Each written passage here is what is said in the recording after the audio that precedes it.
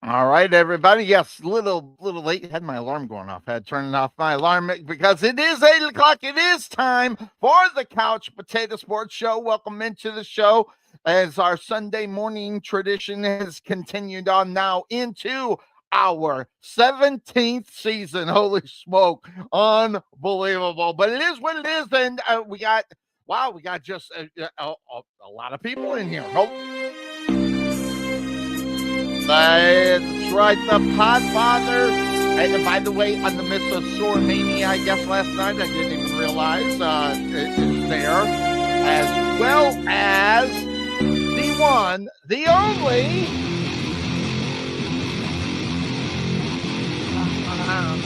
Yeah, whenever I get time, I will change these, but it's been having the case of the lazy, but it is what it is. Good morning, gentlemen. Welcome into the Couch Potato Sport. How you doing? By the way, I want to just before we even get too far, I want to take a few moments and thank that guy. All right. That guy. You see the background down here and the backgrounds that you're seeing, by the way, he has been putting in the time. I don't know. I don't know. I'm not going to call him the hardest working man in I sports think I deserve radio. that title. Thank you very But much. maybe the hardest working man in AI. How about that? In sports The entertainment, hardest working man in AI for the Couch Potato Sports Show as of I'm working 40 hours a week. It's killing me. I work 40 hours a week, too, sir. I make time for this. Sir. I know you. Maybe because I've been doing it for 17 years. Maybe I don't want to. So, good morning, Obi. How you doing, my friend? It's just not being busy. I don't know. I guess, yeah. Anyway, I'm doing fine. Work at home?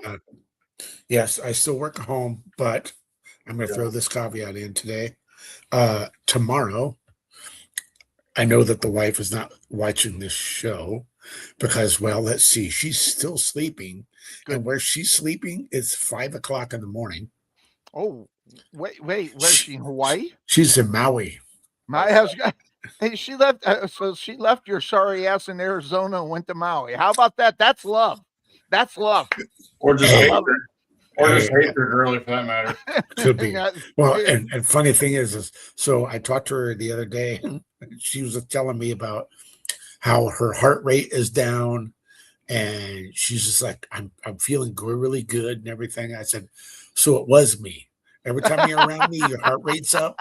You just can't stand it. And she goes, "Oh, stop it." Yeah. Anyway, no, she got this great proposal from our nephew to be our great nephew's nanny while the nephew and his ex-wife, I don't know why they traveled together, who knows, but they were attending some events in Maui.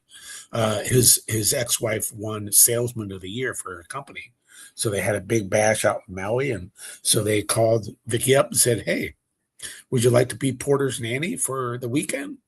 So it's more than a weekend; she'll be there for 6 days.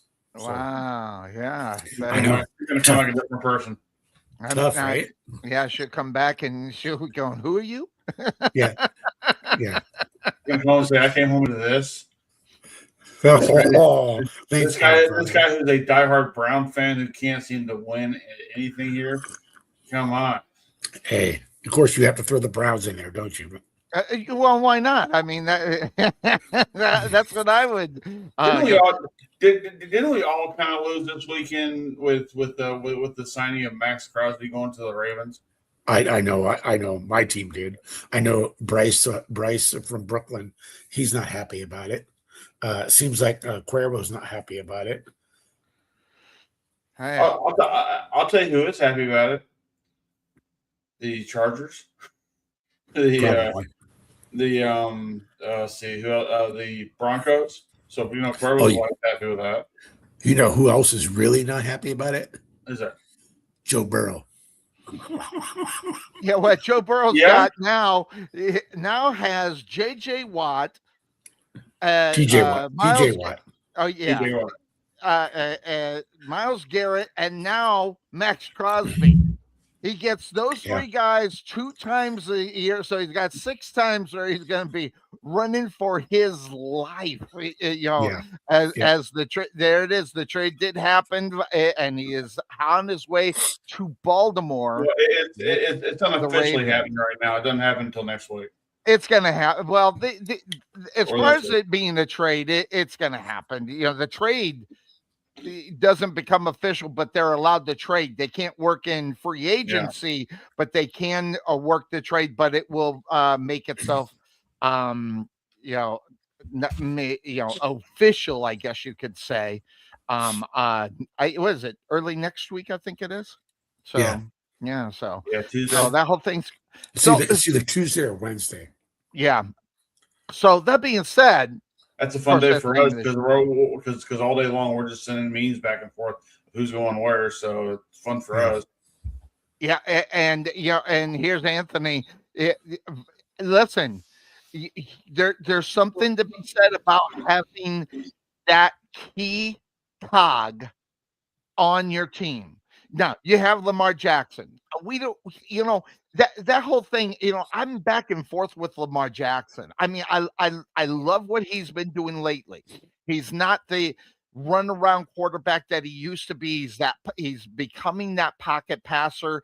And he is accurate. The problem is they're not getting the wins. Why are they not getting the wins? Is it because of him? Is it because of the defense? I don't know. But when you add a Max Crosby into the mix of the Ravens, you automatically, and depending on what they actually do in free agency to free up that defense, because that has been one of the problems, at least last year early on, the defense was a problem. So they need to make sure they can get out of the gate because they haven't been able to get out of the gate as far as that is concerned for the last couple of years. Go ahead. Only if he's a good fit, though, because you got to remember, he's a great player and everything else, but he goes into a system that doesn't quite benefit him, then they're going to look at him the way the Packers kind of looked at Micah Parsons a little bit, saying, dude, what do we get this guy for? We gave up a lot to get this guy who's kind of. I think Max Crosby, he doesn't need a system. Max Crosby makes a system. So they're going to have to build around that in reality, based upon, hey, I like having special guests. That being said, okay, when you get a Max Crosby, that defense is going to have to cater to Max Crosby's strengths, and they're going to have to develop a playbook. Now, you will never ever convince me that Max Crosby doesn't have every single playbook that has ever been there. Like you can't photocopy the playbook. This guy's got every playbook that has ever been put out with him, and he's just going to hand it right on over to Baltimore and say, "Listen, this is what I know. This is what we do best. These are the plays, and this is the formation that I work best in." And Baltimore's going to have to cater to him. Obi, if they don't cater to him and his style, I don't like Trey said, I don't think that the trade actually will become successful if you're not going to allow him to do what he does best. Well, exactly. They I will say that they need to scheme for him. I think it's one of those things where, here we go. I'm going to start. I'm kind of old school guy. Yep. No way. Really? Hey, we traded for you. So yes, we know what you could do and we know what your strengths are, but you need to kind of work within, some of our system to be able to, this is what we're going to do. And so it's just kind of like a give and take kind of thing on both sides. Give a little, take a little. And so here's the thing with the Baltimore Ravens. New coaching staff. Lamar Jackson's been there. Since Lamar Jackson's been there, it's not well, I would say maybe last year and then the part of the year before that, the defense was suspect, right? Oh, yeah. But when Lamar Jackson first got there, the defense was really good. Mm-hmm. So it wasn't the defense that was costing them games in the playoffs. It was number 8 that was costing them games in the playoff. Yeah. It goes back to it's number 8 who has to perform under pressure in the big eye, under the big time, under the big lights, he's got to perform, and he hasn't done that. Yep. Now, is this new coaching, this new coach going to come in and all the other coaches and then are they going to kind of keep the same offensive scheme? Are they going to go something different? Who knows? We're not going to know that until, a few weeks into the regular season. Right. But again, it comes down to what have you done in the playoffs? Nothing. Mm-hmm. And so I don't know. Answering your original question, I really think it's a give and take on both sides of the spectrum. Max Crosby and the Baltimore defense, they're going to have to work together. That being said, your team is going to get him twice a year, and listen. I last year wanted Monken as the Jacksonville Jaguars coach. I did. That's who I wanted because of the type of, hey, if you coach Lamar Jackson to be really good, maybe you can change Trevor Lawrence around. So I'll never know if that would have been very good as far as the Jaguars are concerned. Your team, the Cleveland Browns, they still don't really know what's going on as far as that football team. Never mind, we don't know what kind of head coach he's going to have, what kind of assistants he's going to have. And then you have to wonder what is actually going to happen on the offensive side of the ball for your Cleveland Browns. Here on March 8th, 2026, what do you think that you're going to get as far as the offensive side of the ball is based upon what Monken's been talking about since he's been hired, knowing what you know about the Cleveland Brown organization? What do you think is going to happen as far as the offensive side of the ball is concerned for the Cleveland Browns? What I hear right now is I hear a lot of, you remember the Charlie Brown cartoons? And when Charlie Brown's talking to his teacher, right?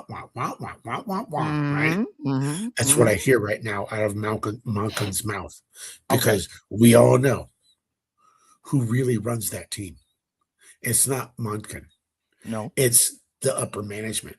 And if history repeats itself as it has in Cleveland for the last 40 for years. the last decades.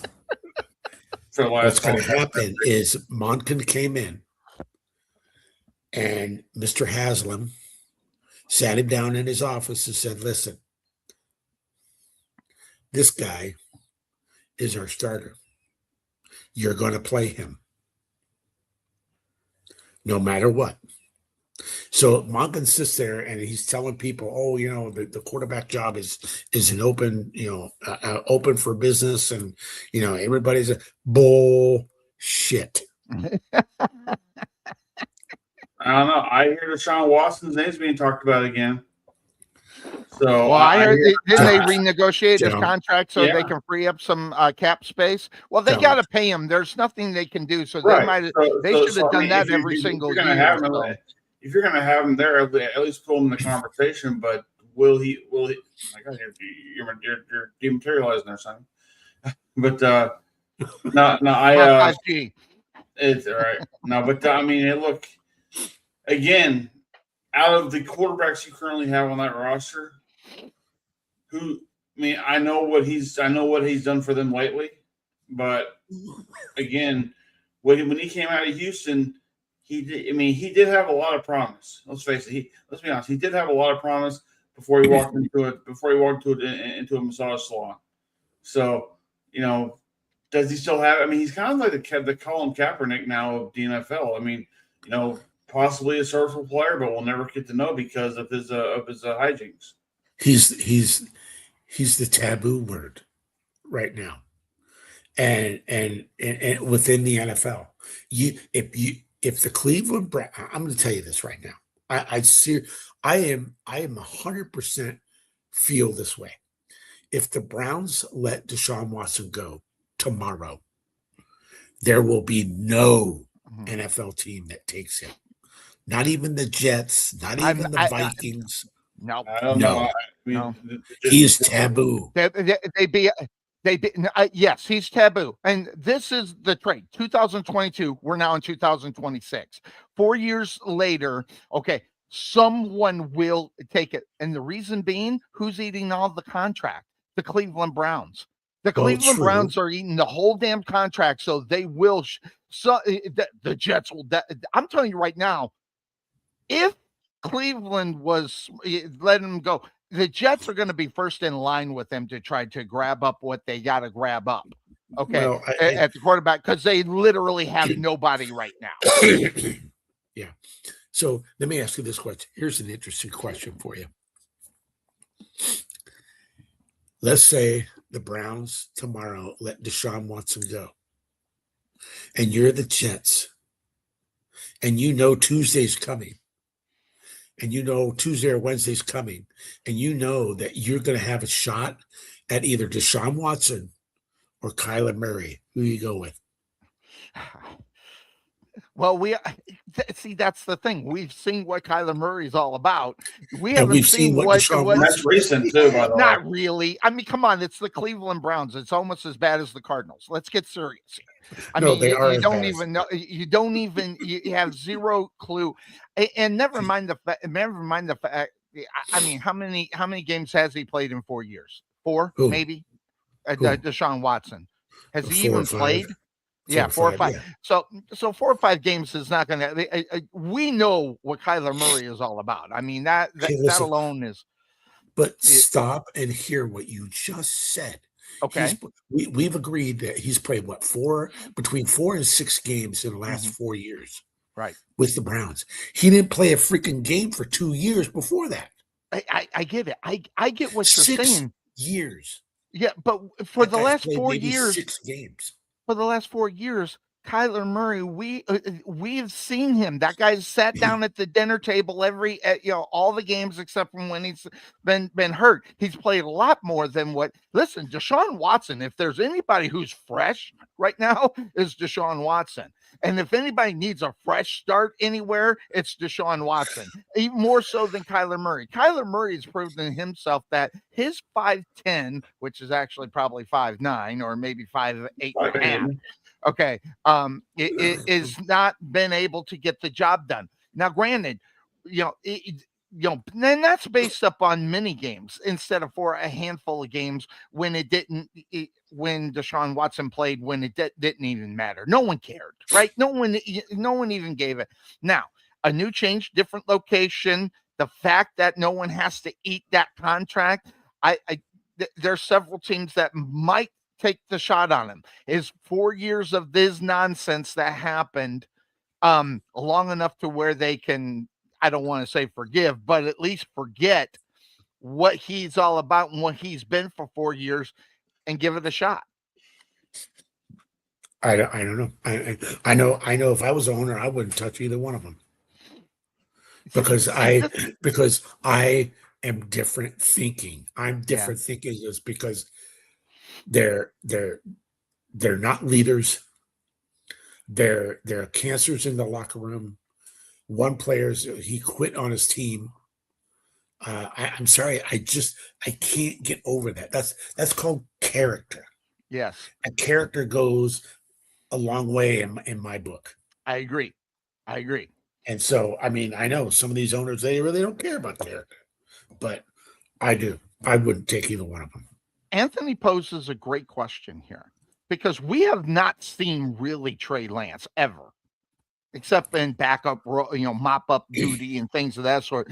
I mean, the problem with Trey Lance is he's not going to be able to get in long enough for them to. He's not like a Jacoby Brissett, okay, who has been in there and has done it for more than one team. We've seen what Jacoby Brissett is, which is he's not a bad backup quarterback, okay?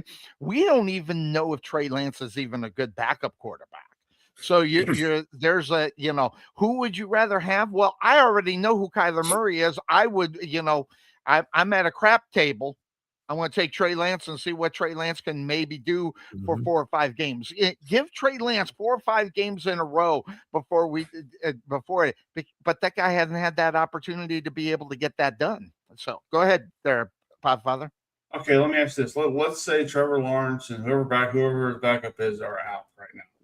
You have 3 choices right now: Kyler Murray, Deshaun Watson, or Geno Smith.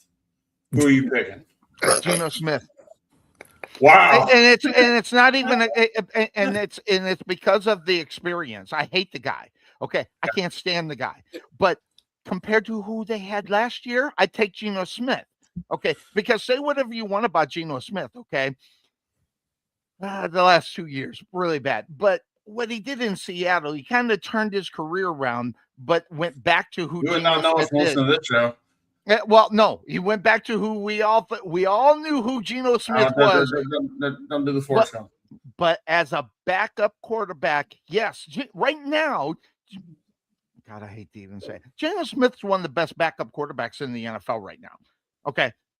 Compared to who all that was out there, at least the guy's got a lot of NFL experience, a lot of NFL time.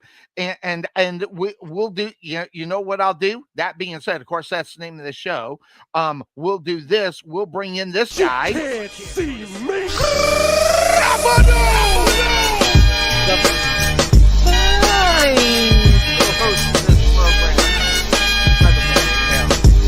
I haven't seen him dance lately, but we'll give him that. Good to see you, my friend. Let me wipe that off of there because, of course, I don't have the wonderful producer to do that for me.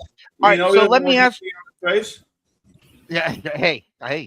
That being said, Cuervo, Geno Smith, backup quarterback, one of the best in the NFL. Would you say, based upon what I don't know how much of the diatribe you heard before you came in, but right now, Geno Smith has got to be one of the best backup options in the NFL right now. I would think. What do you think as far as backup? And that maybe I'm not thinking of somebody.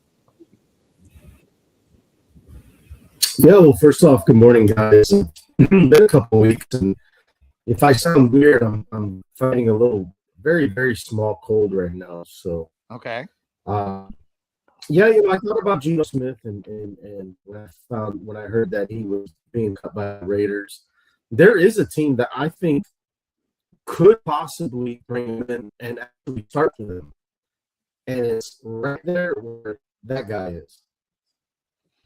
What guy? And no, please. Because they let Kyler Murray go. And I don't really think they're really many more options for them. I mean, because after Mendoza goes number one in the draft, guys, the quarterback selection in the draft is not great. So yeah, if it's not Geno Smith, then who is it? Who are they going to have? Clayton Tune? They're going to bring him back? Like, what are the options for the Cardinals if Geno Smith is not an option for them? Why do you point to me at Cardinals? I'm not a Cardinal fan. Is that because I live in Arizona? If that's the Whether case, you're a Browns fan or a Cardinal fan, take your poison right there. right here. Now, that being said, I'm going to ask the guys, how is Cuervo coming through? Is he coming through muffly and kind of jacked up like I'm hearing? Yeah, yeah. Do me a favor, Cuervo. Just restart her up, and maybe we'll get a better connection to get you in, my friend, because you sounded like Charlie Brown's teacher there for a moment. So yeah, so try to restart up and see what we could do there, and we'll bring him back in. But that's an interesting question to pose right there. But because the Cleveland Browns are a mess. No way. They've been a mess. The Arizona Cardinals are a mess. You're just saying that. The right thing to do for this football team is to start Sidor Sanders.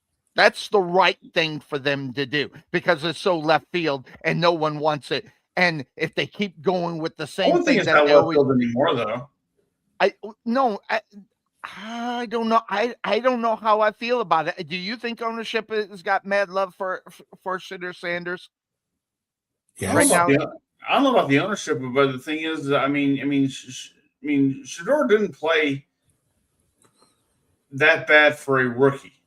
Okay, I mean, yeah, he had a lot of rookie mistakes. Look out that window; they all do. I mean, even some of the best did. I mean, Peyton Manning couldn't win a game his first year. So I mean, it happens as Sonny has pointed out on this show. rookie quarterbacks, you get the shit kicked out of you that first year until you start to learn the speed, the system, everything else. So I would go into year 2 with him being constantly your starting quarterback. And I'd look at your other backup, the one that had a shot earlier in the year who was drafted before Shador, and say, what are we going to do with you? Exactly. I agree. I mean, Dylan because Gabriel. we've seen enough of Gabriel and Shadur Sanders, and even just by looking at them, they're two totally different quarterbacks. There's nobody even, and interesting. This is, I am so glad he brought this up because I wanted to bring this up last week. Okay, You want to hear last week? This guy here is the new sauce, okay, out there. Everybody's talking about Malik Willis and what you would pay for this guy for, and he just reminds me of a guy who had nothing to lose, and it didn't matter. And yeah, he played okay, but really, do you want Malik Willis knowing what it's almost like a Geno Smith kind of thing. But at least Geno Smith showed that he could win at some point. Malik Willis hasn't shown that he can win jack squat in reality. So I saved that for you. I didn't do it. Yeah, I could have done it, but I didn't do it there, Podfather. But he hasn't shown that he can do anything in reality. As far as, and this guy's gaining a lot of attention. And not only that, the money people are talking about for Malik Willis right now is insane too. You want to talk about a guy who's been unproven within the NFL and had a few good games with the Packers. He played, and I won't take away the fact that he played well, but guess what? Every quarterback can have a streak of 4 or 5 games where they actually look good. And then they just turn around and, get back up on the pot and become the guy who they are. Geno Smith is one of them.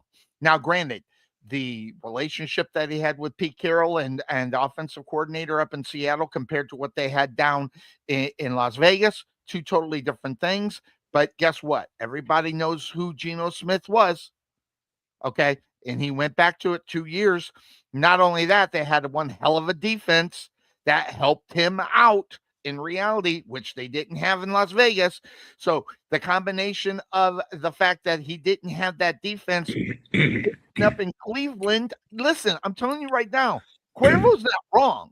I don't think that would be a great backup situation for you. Not only that, I think Geno Smith might be able to teach the young man something as well. So I'm not going to take away the fact that maybe he could be a good coach for Shadur Sanders.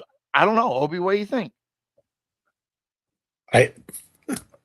If you're bringing in Geno Smith, then you got to get rid of Dylan Gabriel. Absolutely. Or you got to get rid of Deshaun Watson. You should have got rid of Deshaun Watson 3 years ago. But you're stuck. Yeah. Because you are too bullheaded and dumbassed to do it. Exactly. Because you're too like, hey, I paid all Any this better? money. Are you better, Cuervo? I'm asking you guys, are you better? Yes, much Well, better. really Yes. Yes, much better. So anyway, Hey, just real quickly, bro. I haven't problem with you before. Sonny just dismissed the hell out of you, and then oh God, here we go. Here we go. Of your co-host of this whole thing. I'm so bad. I'm so sorry. Sonny, you better duck. Here comes that flying chair. I know. It never fails with that. Now, that being said, Cuervo, I'm just, you having a Geno Smith as a backup to maybe teach Shadur Sanders anything, or would you think that they'd want to start a Geno Smith as a Cleveland Brown? I would think he'd have to be some kind of mentor. I don't think well, it's the Cleveland Browns. I was going to say not dumb enough to start him, but maybe, it is the Browns. If Geno was a Brown, or if he winds up signing with the Browns, I want to see if Obi would agree with me on this, because this is how I see it. If Stefanski was still the head coach, I do think Geno, there is a chance that he would start, because in the past, Stefanski did have that tendency to, when he brought in a veteran, he start him over the young guy, and then that whole method of him, being under his wing or whatever.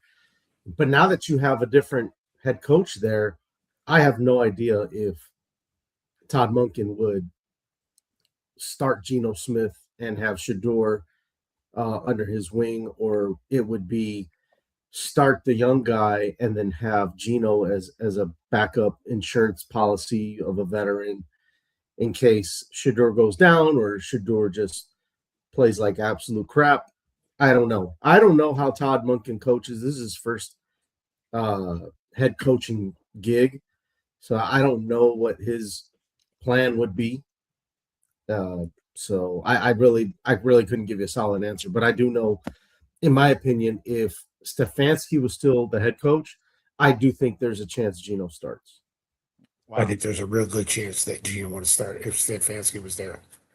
Yeah, and this whole deal right here. Okay, look at this number they're talking about for Malik Willis. Okay, this is insane. You want to talk about an unproven quarterback getting this kind of money? Listen, congratulations if he could get that. So I'll put that out there with all the guys that can grab up money and do. Hey, say whatever you want.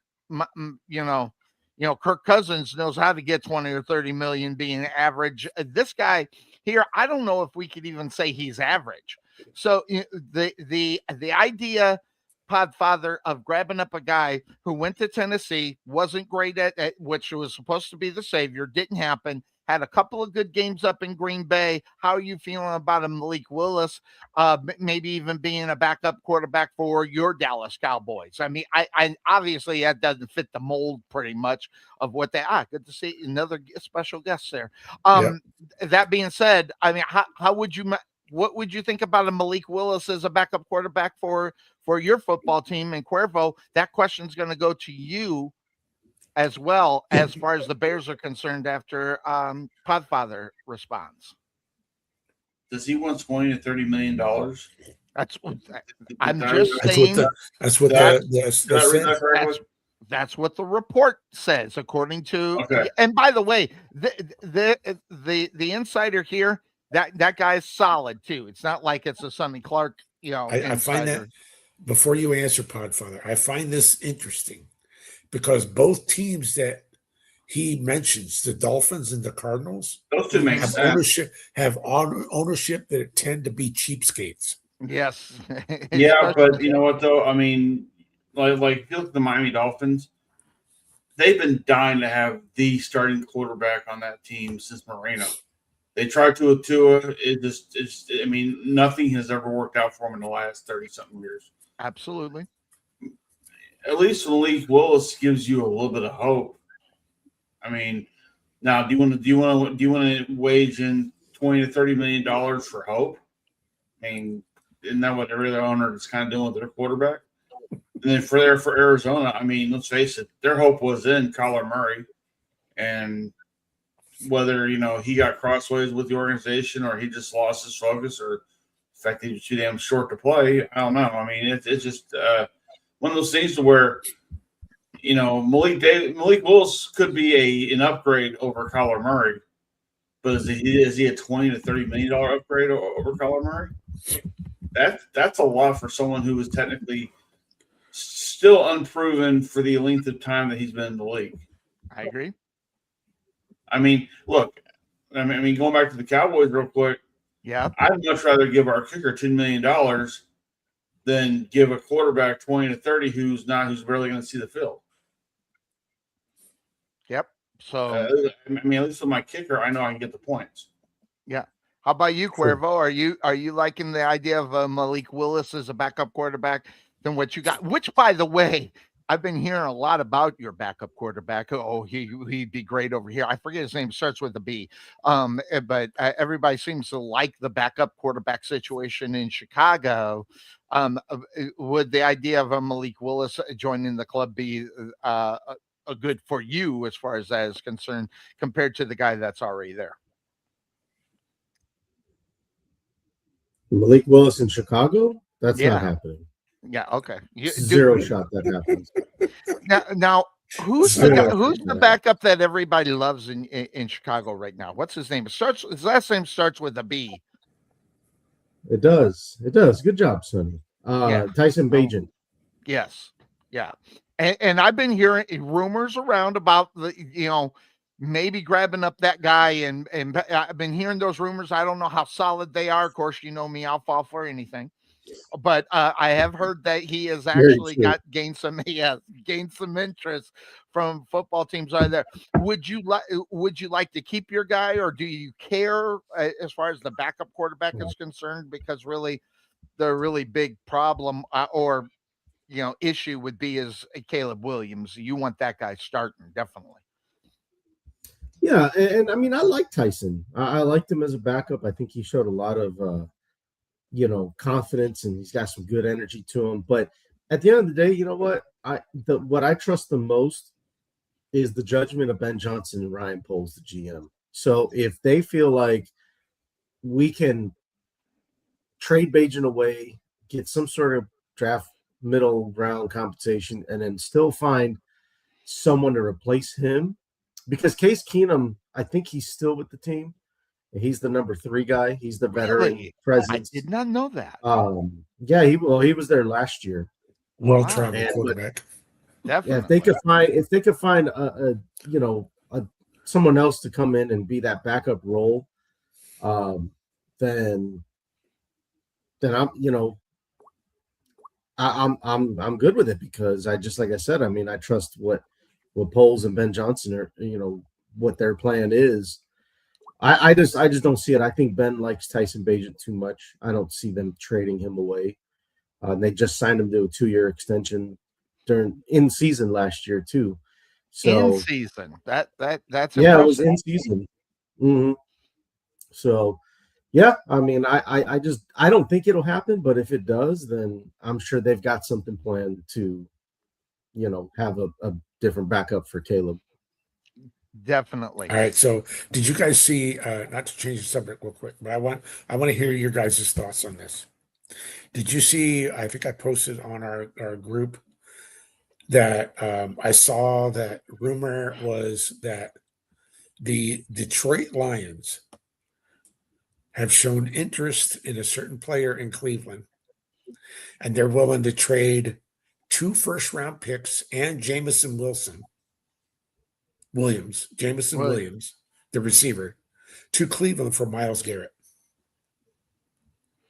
I'd do it in a heartbeat. If I was Myles Garrett, I'd be excited about that. I know he wants to be loyal to the Browns, but I mean, they haven't been loyal to him. Could you imagine Hutchinson and Myles Garrett? No, one on that's trouble for the NFC North. I'm telling you right now, that's trouble for every quarterback in the NFC North. But that would help out the Detroit Lions defense tremendously. Yes. And with this guy out there, this is another guy that you really need. And listen, this is the guy I want the Jaguars to go after. I could give a rat's fat ass about anybody else. Okay, because with the rumors of their guy, their guy on the defensive side of the ball going away, having this guy, he's I can't remember the guy's name for the Jaguars. He's a stud though. With him, looking at free agency, Trey Hendrickson needs to be the guy. They need to sign Trey Hendrickson in reality in Jacksonville. But that also being said, the Detroit Lions really need to be looking at him as well. I mean, if they're looking at Myles Garrett and they can't get him, this has got to be 1A in reality in reality for them. Cuervo wouldn't want to see that, either one of those guys. No. You know what though? I mean, well, if they do it, fine. Wasn't Hendrickson in the running in Chicago too? They're talking about bringing him over there as well. He signed a 1-year deal with the Bengals, and that was for last year. Right. They're gonna let him go. Cincinnati already said they're gonna let him go. And it wasn't Cleveland, or I'm sorry, wasn't Chicago in the run? Talks about him grabbing him up. I read about that as well, Cuervo. Yeah, I mean, any big name pass rusher is linked to the Bears. Max Crosby was linked to the Bears. Yes, there was a couple of whispers about Myles Garrett. I mean, I just don't see that happening. I think Hendrickson's a more realistic thing. for the Bears to do, because all it's going to do is cost them money. It's not going to cost them any draft capital, and I just don't think, based on how I've seen Ryan Poles operate, he doesn't really give up premium draft capital to get guys. Second rounders are the most he's given up. So I just don't think that. That's why I knew all along. There was a small part of me that'd be like, it'd be cool to see Crosby come to Chicago, but in the end, I knew it wasn't going to happen. It was too much to give up. In fantasy land, that's beautiful, isn't it? Especially when the fact that that it's a great place to be. Especially when the fact that the Raiders are looking for those 2 number 1 picks. Yes, that's what it costs them. 2 number 1 picks. Because they even floated out here in Dallas, and Gary, who has 2 first-round picks because of Michael. Yeah, we're the closest. Yeah, and after the fact that Max Baltimore. The fact that Max Crosby is actually from Dallas, I mean, it was a major consideration. But again, that's way too much to gamble for a team that needs a lot of things filled up right now. Yeah, but that's a difference maker, though, don't you think? Their Podfather, when you can rev up a Max Crosby, it'll help be able to bring other guys that you need help with on defense. But here's the thing: if Trey Henderson's still out there and you can sign him, you can still draft the 2 players you will get. Yes, because the Cowboys had Micah Parsons, and they couldn't do nothing with it. Well, they would. So why go out and get Max Crosby? Well, no, it's all about whether or not you're going to pay or not. And Jerry deciding on who's going to pay. He went and got the other dude from Cincinnati instead of Hendrickson, which is the guy they should have went and got in reality. He wasn't available for the deal. Okay, you and I both disagree on that. We had a long argument about that. At that time, the Bengals probably won a lot more than what they're able to do now. Right? Exactly. Yeah. And the thing is, and for a guy who's going to be a free agent next year, why give up a lot for a guy you're going to have for a very short amount of time? Completely. So I get why the Cowboys didn't make that trade, and they got the guy who they ended up getting rid of eventually. But now the trade is officially out there. Yeah. We're talking about myself in the third person here, but I mean, the fact that he's out there now and can be gotten, and the Cowboys have freed up a lot of cap space this past week with Dak Prescott renegotiating his stuff and the putting the tag on both the kicker and also what's his name Pickens. They got room now. What do you mean? Tag on 2 people? You only can tag 1. Well, I mean, they have the kicker has been signed to a deal to where if another team, the offers there, if the team tries to go over that, then the Cowboys going to match or just let them go one the other. Right, gotcha. But the thing is, though, is that now that they free up all the space to do this and still get your 2 number 1 picks in the draft, I mean, that's a better deal than just giving away the farm for 1 player. Yeah, well, I get it. I completely get it. Difference makers, though, you got difference makers. Listen, difference makers, you're going to spend more than what you're supposed to in order to get them. It's almost like there's only one of this product that everybody wants, but someone's going to pay a little bit more to get them. And yes, will it work or will it not? Will it be worth the money? We won't know until afterwards. There's been many occasions in the NFL where that has been a situation. It's worked for the good and has worked for the bad. But man, I don't know.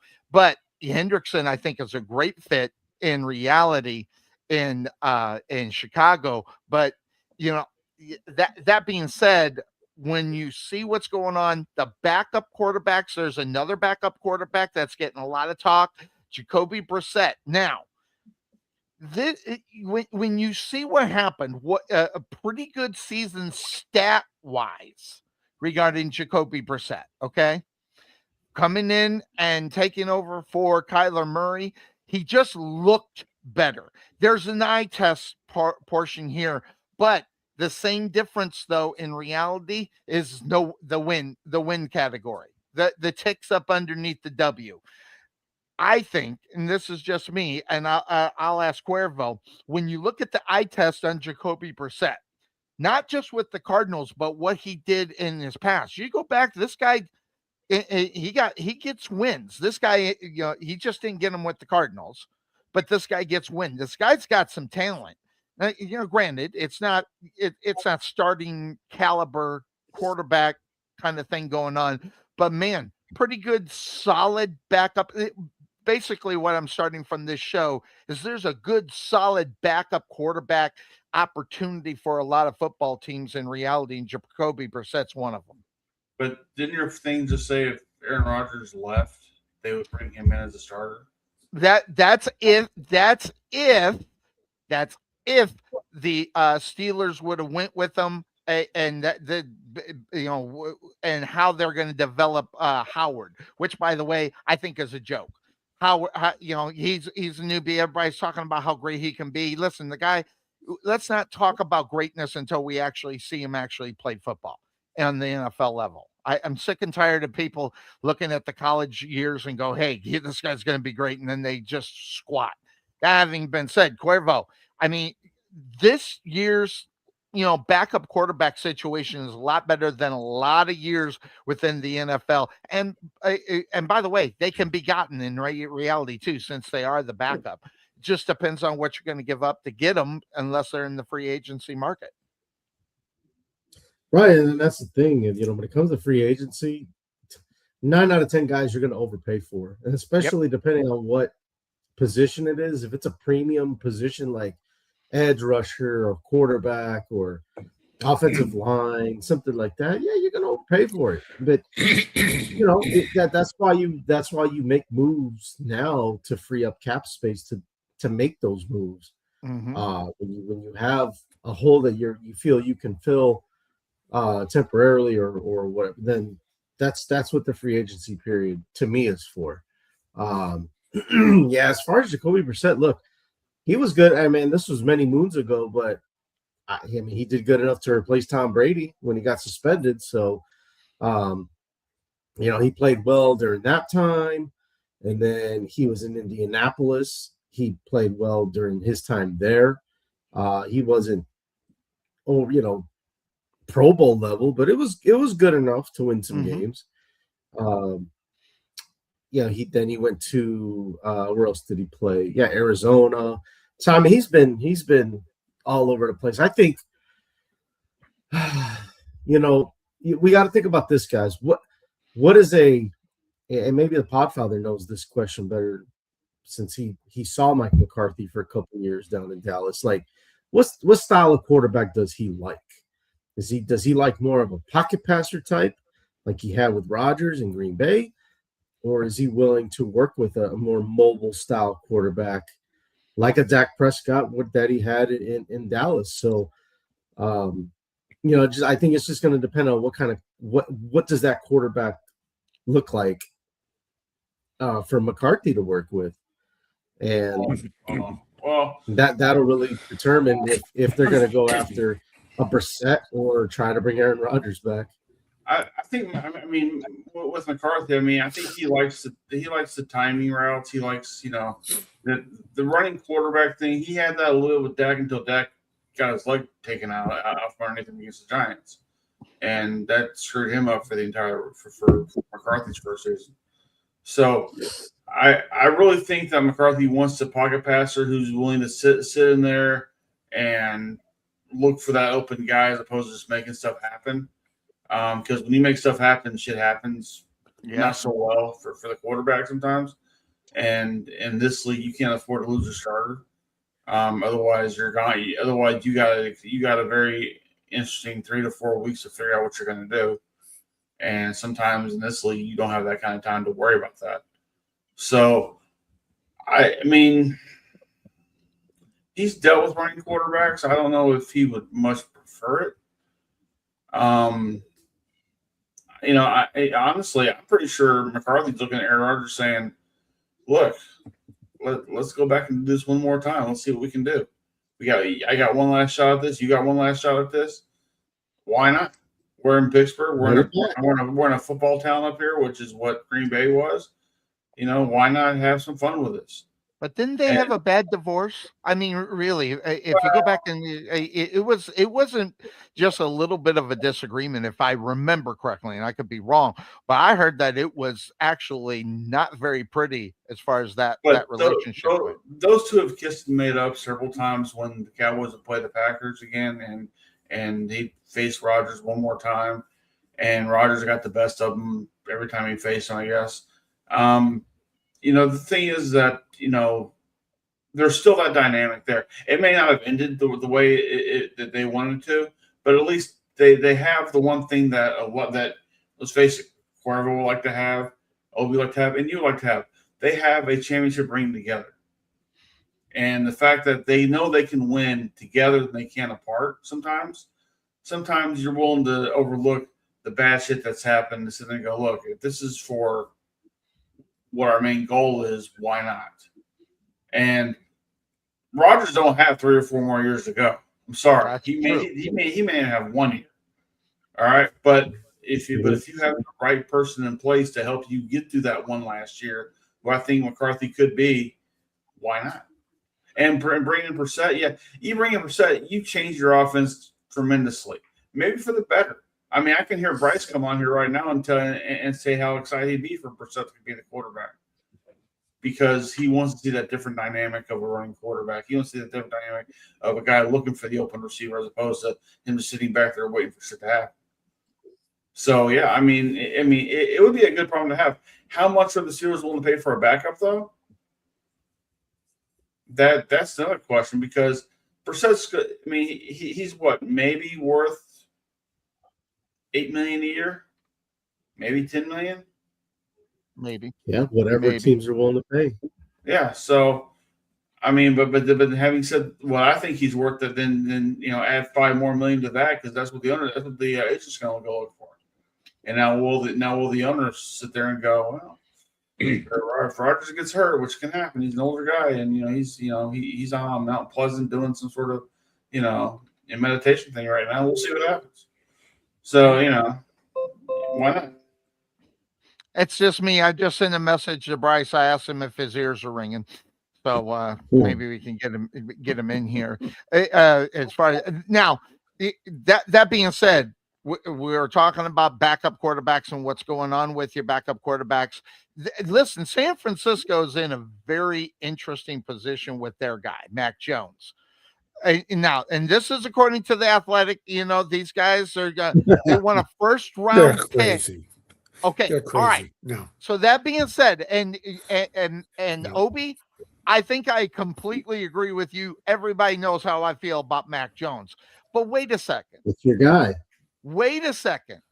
That having been said, they got the best of both worlds in this. That being San Francisco, if they get a first, if they can find a football team stupid enough to give them a first round draft pick for Mac Jones, they may not like a bandit. If they can't get it, they got a solid backup quarterback who proved his worth, and depending on how much they are going to want to pay for him. The reason why that went out is because they got to figure out how much money they're going to give Mac Jones as a backup quarterback. And with Malik Willis wanting 20 to 30, what are they going to be thinking about for Mac Jones? That is a huge thing.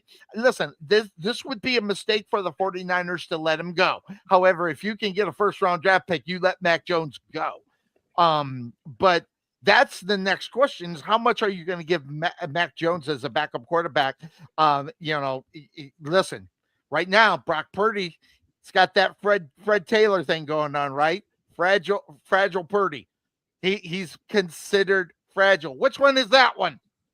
Which special guest? Who is that one? That's Corey. I was going to say that's Corey.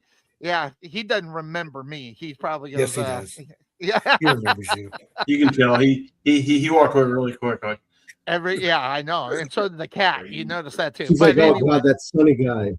Yeah, that being said, well, I was known as Chris, so there you go. Yeah. That having been said, what's your take up on that, Cuervo? I mean, you got Mac Jones. He's gonna be demanding some money. How much San Francisco's actually going to give him? And does he give San Francisco a little bit of a break, depending on what would be offered out to him? They gave him the opportunity to shine, obviously, but that wasn't necessarily the franchise that did it. Injury caused it, but they had that. I mean, would you want to go away from San Francisco if you're Mac Jones, or will it depend on I would money? because they just signed what's the name Eberflus is their defensive coordinator, and we saw what he did for the Cowboys last year. So Oh yeah, he might want to. He might want to get the hell out of there. Right. Yeah. Oh, I mean, good luck with all that. hey, he might want to get out of there. I don't know. I don't think at that point he's willing to give them a nice little cushion, saying, you know what, just I'll cut y'all a break. I mean, you got first, no problem. We're getting up. No one's saying that, okay? Man, we're talking about teams going to slide here next year. My God, you think injuries were a problem? You think injuries were a problem for that team? No, now they got a guy who can't coach defense anymore. Man, your boy Eberflus or Cuervo's taking it. I love it. Yeah. I waited all year to jump on this shit. You guys remember the show Fresh Prince of Bel-Air back in the day, right? Yes. Mm-hmm. Remember when Uncle Phil would throw Jazz out the house and he'd go flying out the house? Yeah. That's what Raheem Morris is doing. Let me tell you, that's what Raheem Morris is going to do that to Matt Eberflus. Give it about half a season, and he's going to be like, get the hell out of here. You're going to throw him out. I don't know.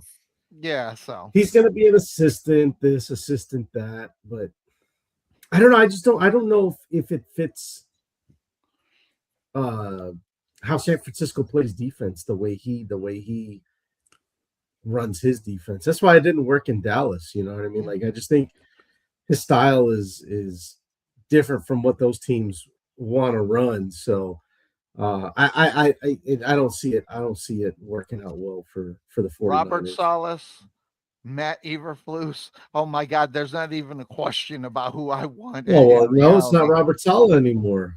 Yeah, right. I know. That's what I'm saying. He's gone. So now you got Eberflus. Man, oh my gosh. With Raheem Morris.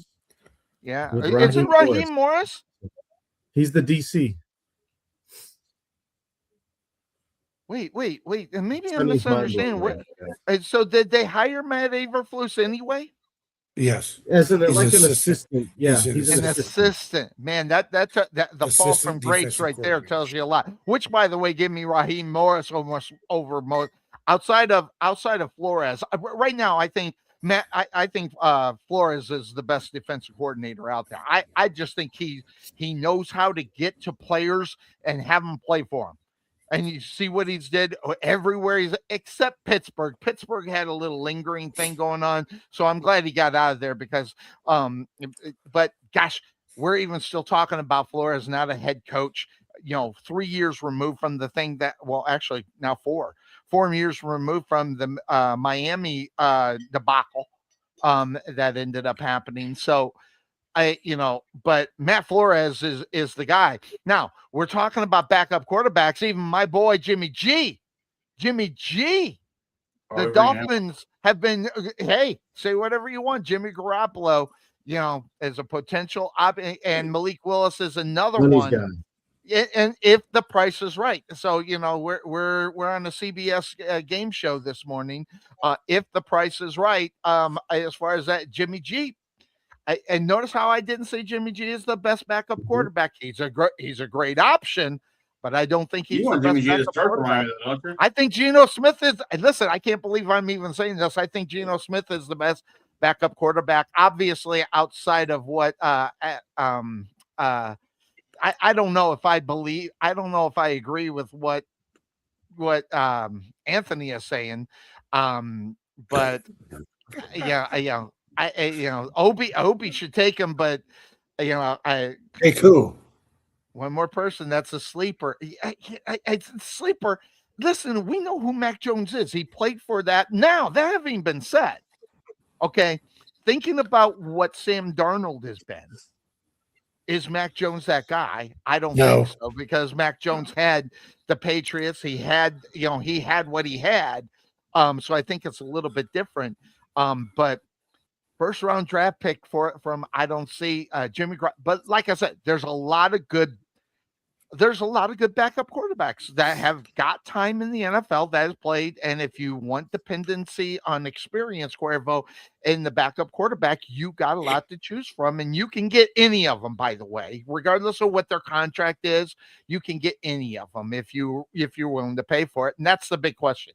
How much are you going to pay for the backup quarterback for your football team is going to be the biggest question, and where you are as far as being contenders for the playoffs or in the AFC or NFC championship game. There's just one problem with all that, though. Podfather? Isn't Miami looking for a starter? Yes. Then why do they care about a backup right now when they don't have a starter? Because So what do you think is easier to get, a backup or a starter? Well, they don't have either right now. So I mean, Well, I They don't know. have either. I mean, when are they going to go find their starter, then worry about a backup player? You would think, but it depends I on mean, what drops in your lap. So then, having said that, can Jimmy G be a starting quarterback in this league today? No. And I love Jimmy G. There ain't nobody loves Jimmy G more than me. Could Kirk Cousins do it? Oh, here we go. Here we go. He's I'm there. gonna He's draw the there. quarterbacks. Well, he's proven it.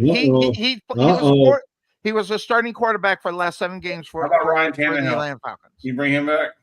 No, I don't. Did he even? I Was don't he know. even on a team last year? I'm I love trying Ryan to Tannehill. I'm trying to think of these Sonny qualified quarterbacks. Hey, most Listen. of them qualify as a backup See, now- quarterback. You all know it. Now, Kirk Cousins, that's the guy he'll trade for a first-round draft pick. Old Sonny Exactly. Clark. Hey, He there was you go. That's right, yeah. It's proven. Yeah. It's proven. So, Matter of fact, I'll Cuervo, give you a before- first and a fifth. Cuervo, before you answer Sonny's question, I want to go back to the original question was Well, what We have a question. about the original question. We're talking about Mac Jones yeah. and how the 49ers want to get a first round pick. I think the 49ers should walk away If that's real news. if that's real news. According to Sonny, that guy's pretty. Whoever's reporting is pretty solid. But Yeah, he is solid. if I think the 49ers would be giddy if they got a second round pick for Mac Jones.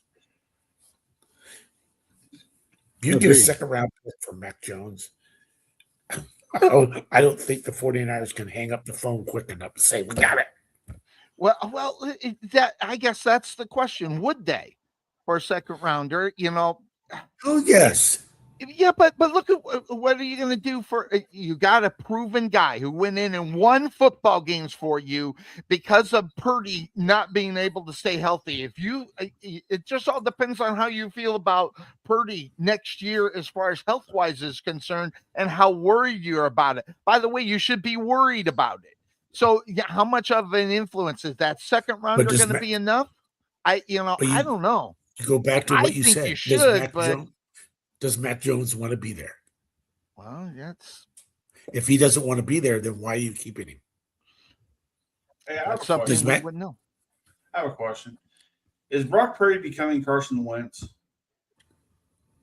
I don't know, Why? but I heard that Why? the Giants he were gets hurt? supposed to going There's that, after but him. also the fact that okay, he had that one. I mean, his rookie year when took to the Super Bowl, did a lot of good things, but it's kind of his performance is kind of like faded off through the last year. Now obviously with Carson Wentz, his was a complete drop.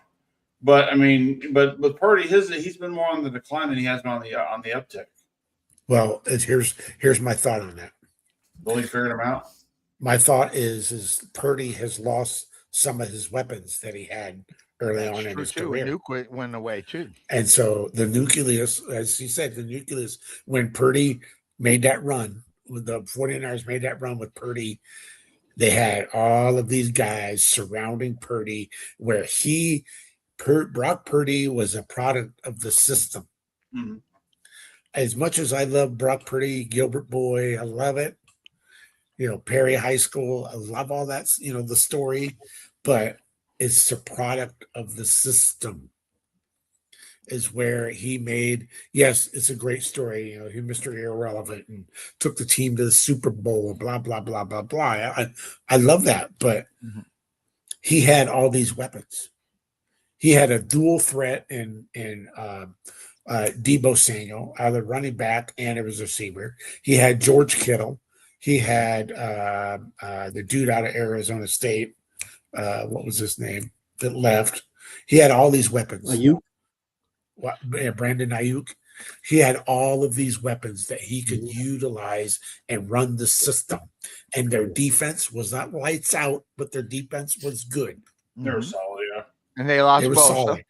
And they lost Bosa. And Bosa tended got hurt. And so and then they had what was it? Was it during the playoffs or the Super Bowl that there was it Fred Warner that tore his Achilles celebrating on the sidelines? Yes, he did. Yes, he did. Was that the Super Bowl or the playoffs that he? I think it was the playoffs. So they lost him, and so Brock is not an elite quarterback in the NFL. Brock is a serviceable product of the system.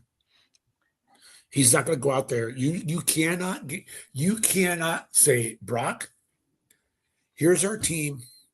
Next year, I want you to go out and I want you to throw for 300 yards a game and 3 touchdowns. It's not going to happen. That's not Brock Purdy. Unless they figure out a new system. I mean, look at Shanahan would have to probably change the whole playbook in order for that to work when it comes around. But he's not going to do it. You're right. He's had so much success in running his system. So, I mean, hey, if I was the 49ers, I would want to keep Mac Jones because he can run the system. I agree.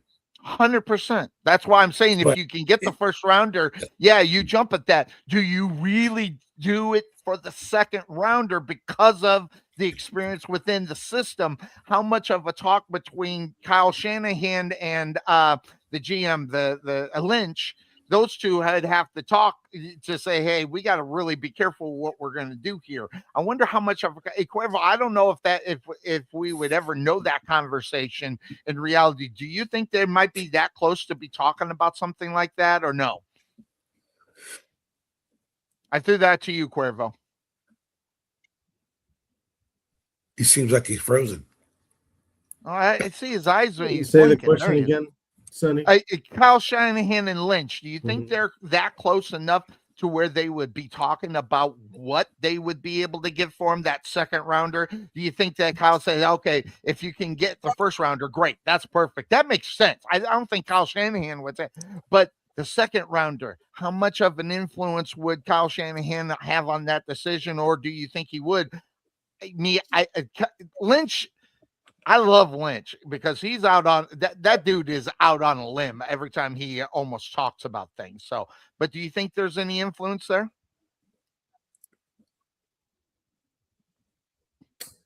From Lynch? I'm trying to understand what you're asking. Lynch and Shanahan. Do you think there's any connection or could be one? I think what he's trying to ask is, do you think that they're talking about, hey, if I get a first round, it's all green lights. Let's go. Let's make that trade. Let's make that trade. Or are they also talking and say, hey, if we don't get a first round, it's a second round. Do we pull the trigger? Are we talking? Or is just George or Lynch just saying, hey, you know what? It's my decision, and I don't care what you think. Yeah, I mean, listen, I mean, if they get a second round, that's a huge win for the 49ers. You're talking about getting a second round draft pick for your backup quarterback. Yeah. Like that you anything more than even a third rounder, I think you absolutely take the deal because Kyle Shanahan can find another backup quarterback for Brock Purdy. I mean, this is what the third time now that they've had somebody backing up Purdy. That's a good point. And so this is nothing new to them. If they got to go and find another backup quarterback, it's just like it's just called another offseason to them. Like it's nothing new. So I would even say take a third rounder for him because when you go back and you look at what backups have gone for in the past, as far as trades. I mean, Justin Fields went for a 6th rounder.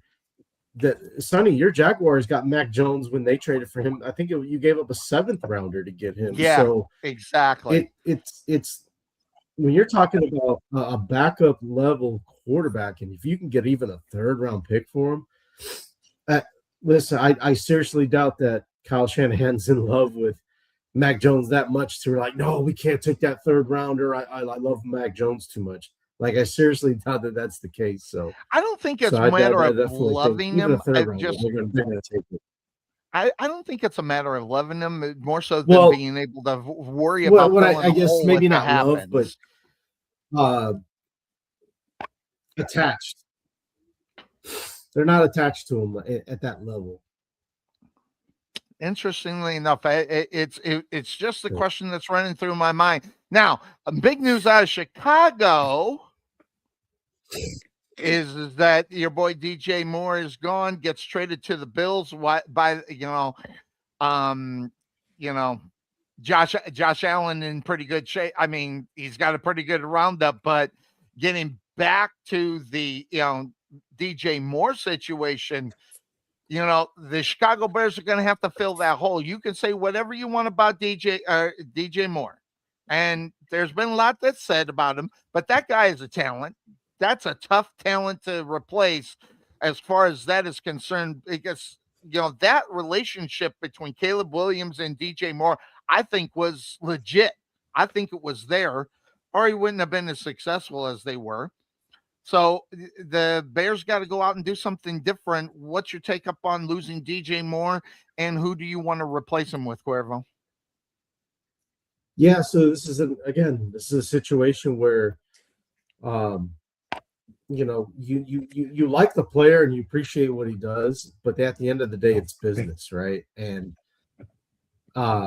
it just got to the point, guy. Listen, and I love what DJ did during his time in Chicago, and I think I speak for every Bears fan.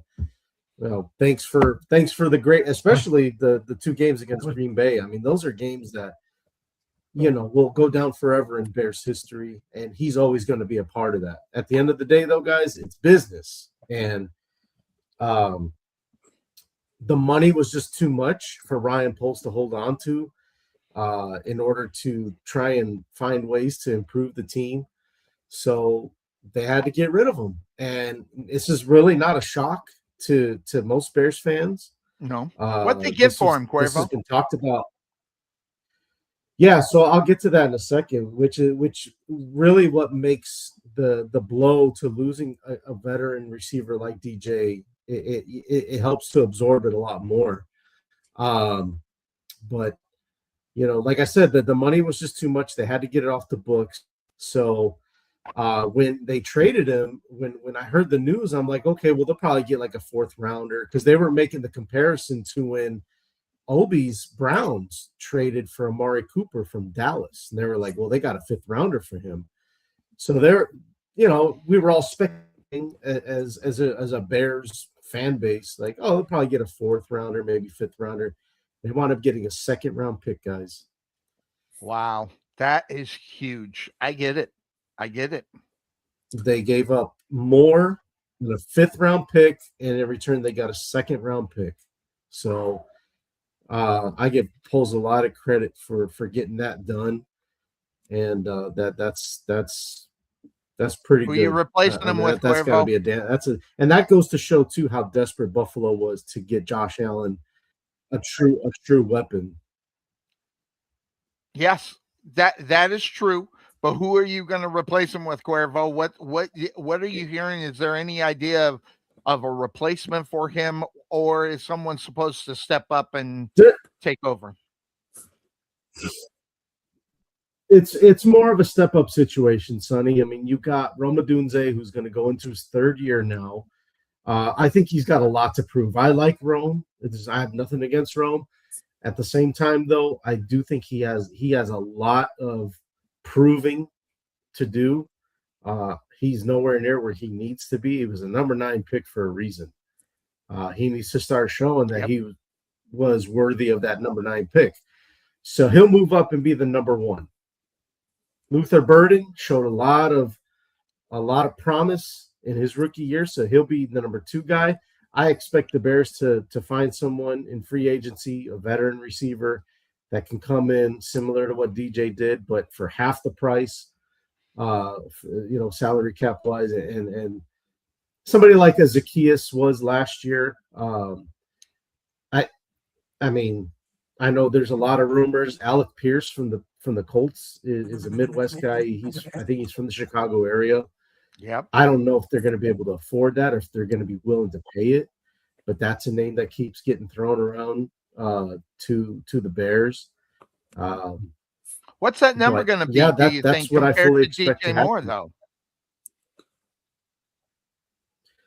Well, probably about half of what he was getting. So DJ Moore was set to make $28 million this year. So they'll probably find somebody for 10 to 12, I would say. Whoever that's going to be. All right. So that being said, we were just talking about what you end up getting. So we'll go back in time a little bit, guys. Take a look at this. This is the 5 picks that they got, that being Seattle. And they have 4 of the 5 picks that they ended up having. They got another Super Bowl. They win the Super Bowl, and the Super Bowl champions are for sale. Podfather. I mean, after you win, you want to talk about getting out when the getting is good.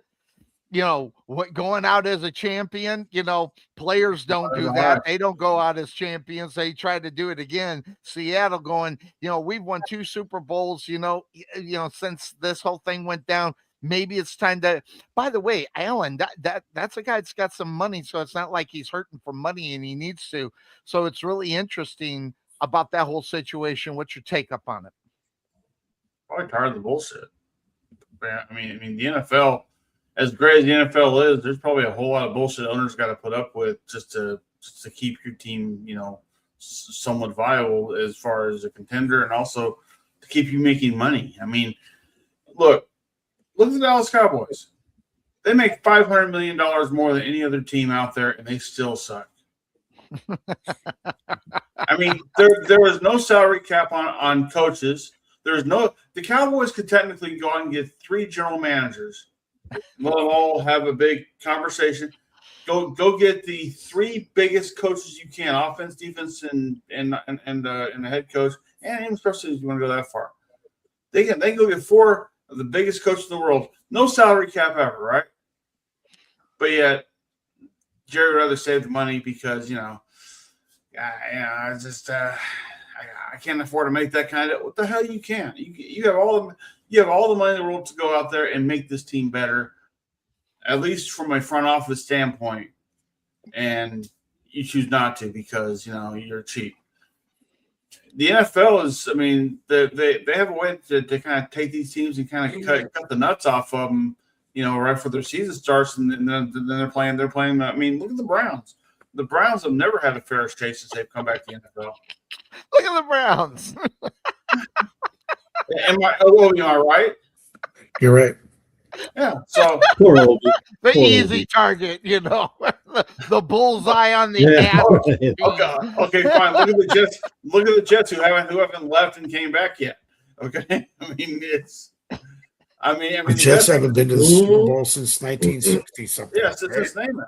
So he named the next viable quarterback they've ever had since then. I don't know. I don't know. The ownership of the Seattle Seahawks it's a big story. It's going that way. I was gonna go to Opie, but he's taking a quick break. That being said, I'll shoot it over to Cuervo. The new ownership of a football team being the Seattle, and the money they're talking about is insane. By the way, it was what was it? It's in between 8 and 12 billion that they think that they can get that for that football team. To me is insane, but then again, it's a money making deal. they might lose money for the first 2 years, but after that, it's smooth sailing. So it's an investment for the first 2 years, and Lord forbid that they stay good and make another run for it is even better for the new owner.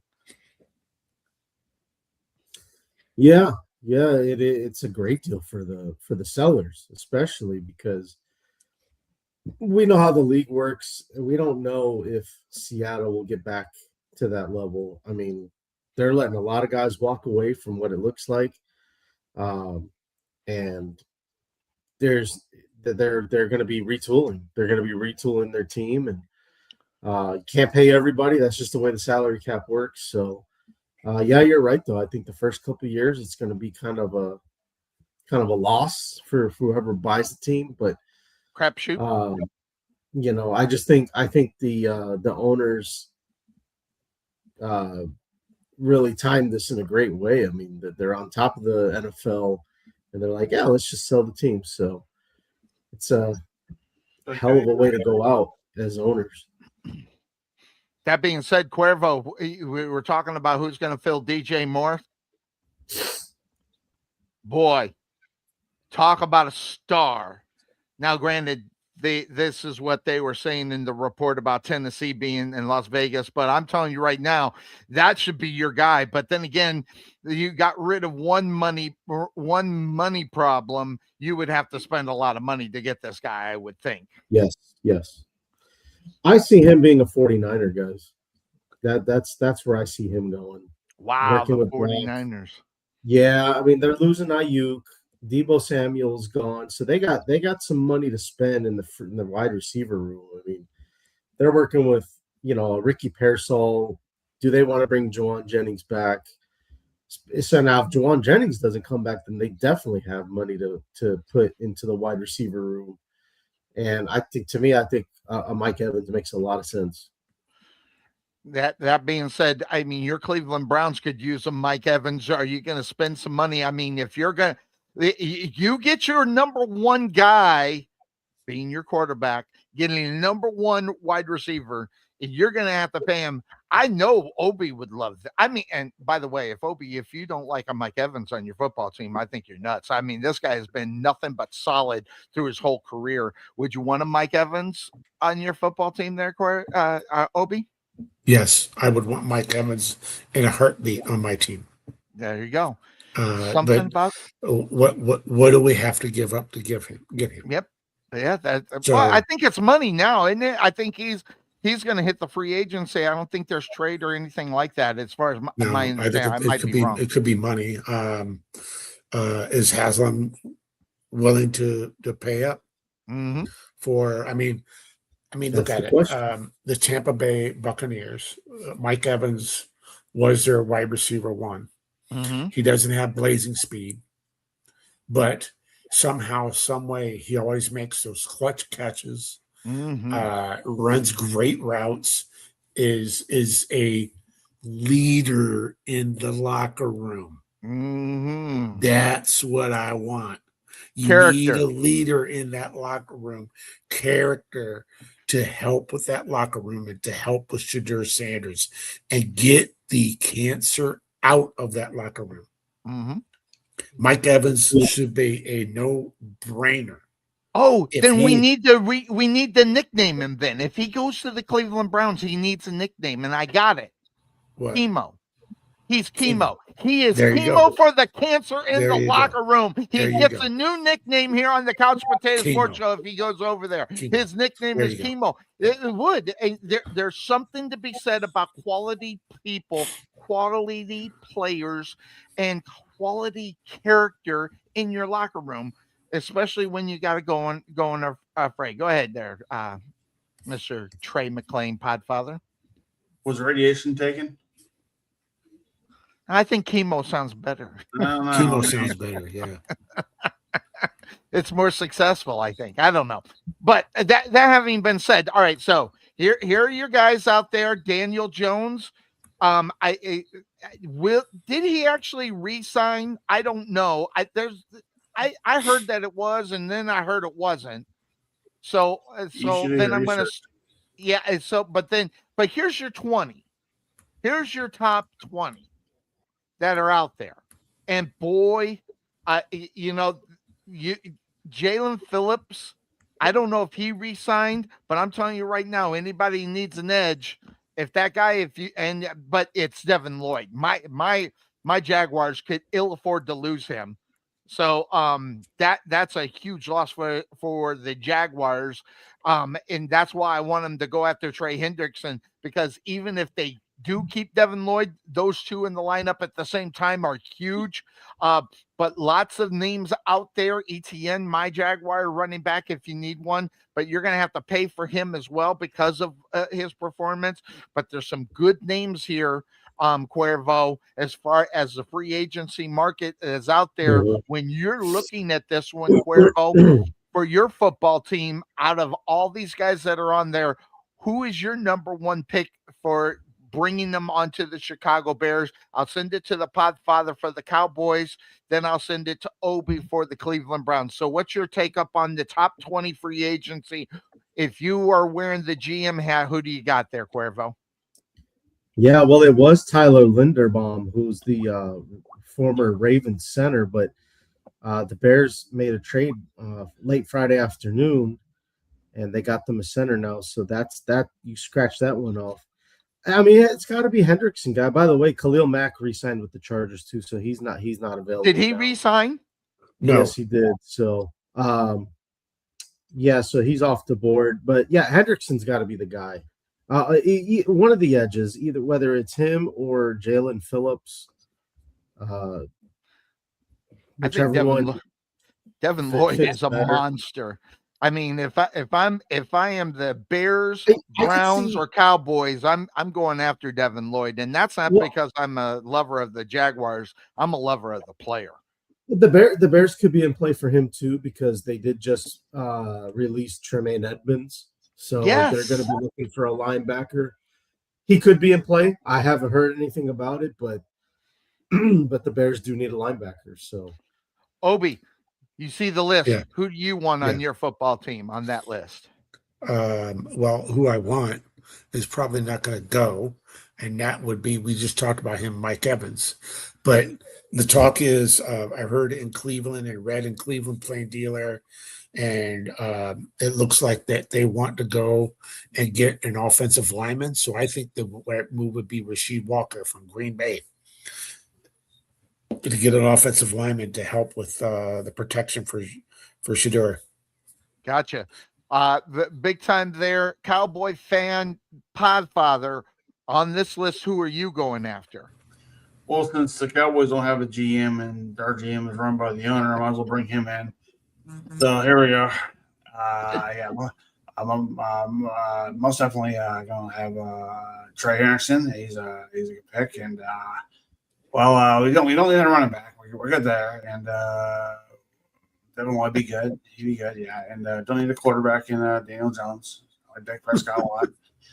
And we already got George Pickens and CeeDee Lamb. Don't need Mike Evans. No, we're good there. It'd be a hell of a 1-2-3 punch, man. Yeah, it would be, but not. It's not gonna happen. And I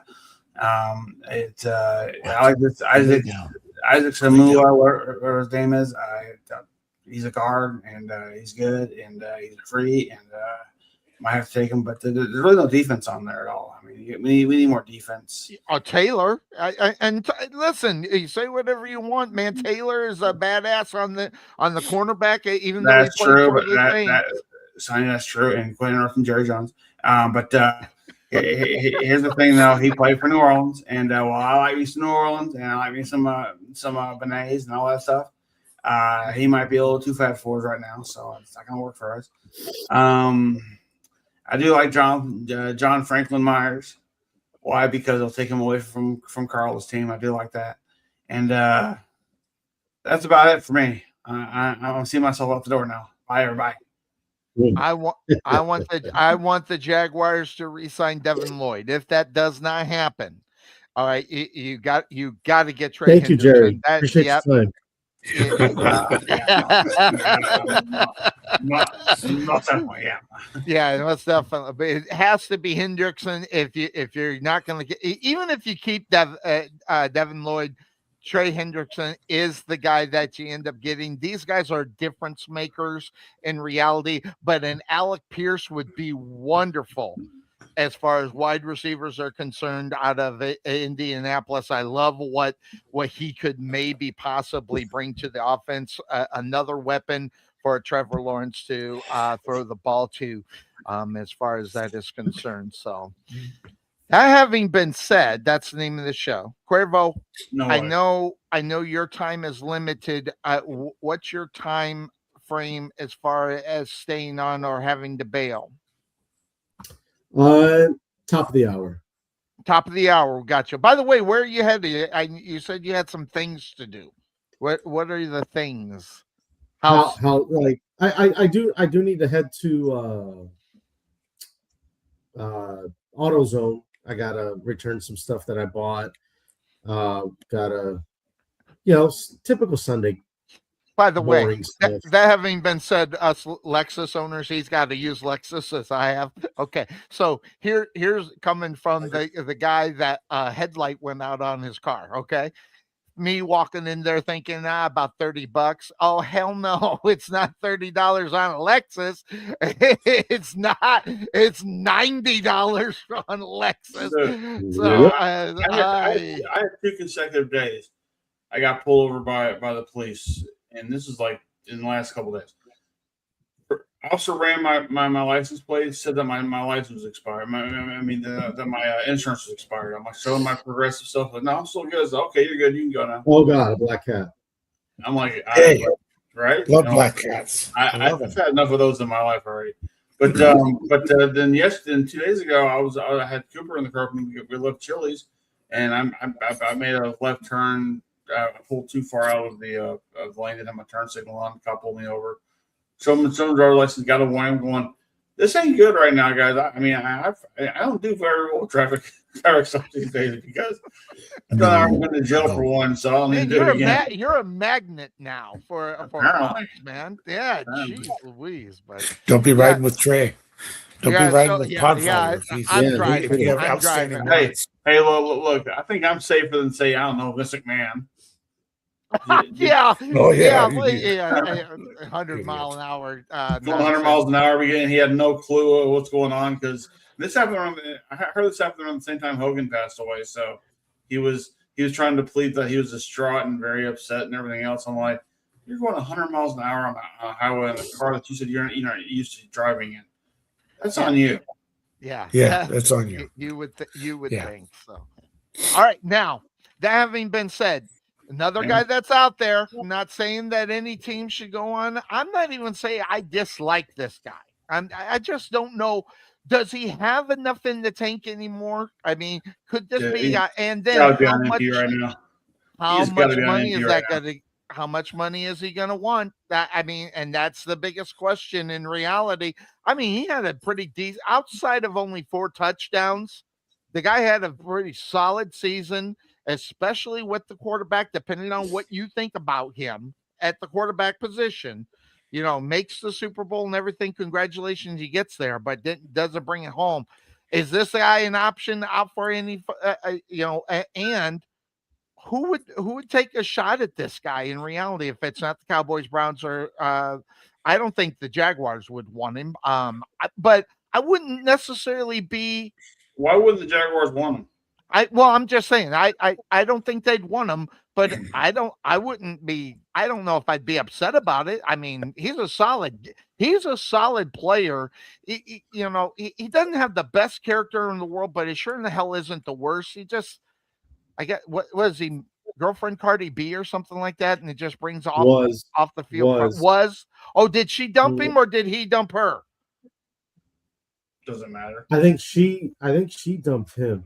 Gotcha. Yeah, I don't know. They're not tired of his shit. I don't know. Yeah, but yeah, well, I don't know. Having kids with other people. What's your take up on Diggs? I mean, I like the guy. I actually like the guy.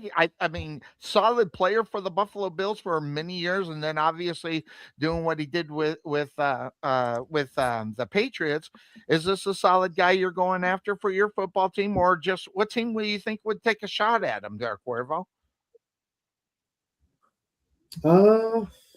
Man, I haven't put a whole lot of thought into Diggs. There were rumors he might go back to, playing with Josh Allen, but now that they traded for DJ, I don't see that happening.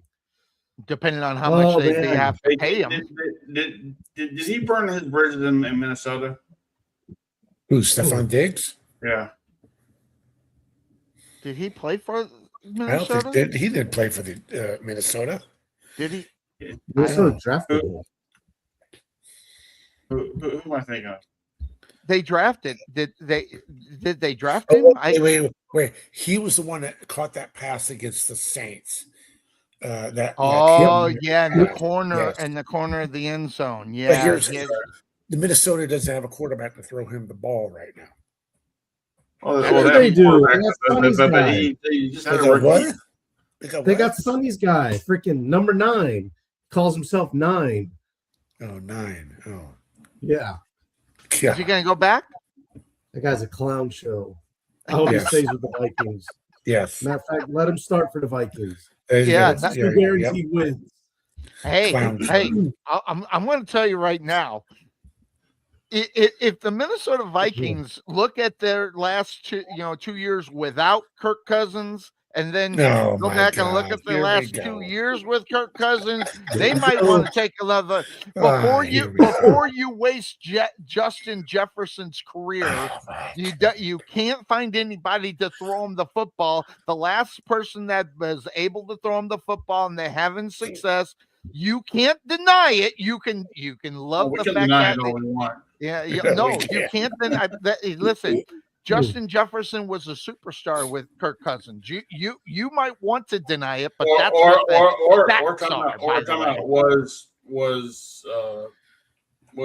Kirk Cousins a superstar because of Jefferson? Does it matter? Yeah. Well, I mean, according to your point, it doesn't matter. To our point, it kind of makes sense because without Jefferson, is Kirk Cousins really a great quarterback? And here's the thing.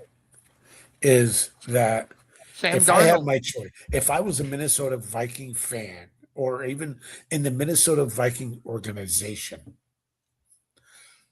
and Kirk Cousins showed interest in coming back and being my quarterback for let's say 2 years max, I would take it. Absolutely. Because JJ McCarthy is not the answer. He had 1 year. He had 1 Ooh, year. I like him. Ooh. I think he's great. JJ McCarthy is great. Because they're in the division and he wants to face them every year twice. That's why. Atypical NFC North. Yeah, we love JJ. We got two wins. Matter of fact, Green Bay, I think, should keep Malik Willis and start him. Yeah, there you go. Exactly. Yeah. Well, if I had my choice, I would take if that presented itself. I would agree. The Minnesota Vikings should go with Kirk Cousins if that's what they wanted. If that was if they were, okay, here's your choice. Pick one. I go Kirk Cousins. Now he might need a walker to go around and back in the pocket, move around because he's so freaking old. If you give him time, he might be able to throw the ball. Hey, man. Hey. Sonny, because you're big on numbers, which NFL player leads the league in kids? Say that again. I didn't hear. Which NFL player leads the league in kids? Kids? Yeah. I knew this answer. Current? No, I don't think it's current. Or all time? It was a defensive player. Who was a Charger player that came back and played for the Colts? Phillip Rivers. He doesn't have the most kids, but I see what. Huh? He has 12. Yeah, there's 12. There's somebody else that has. Does he have 12 kids?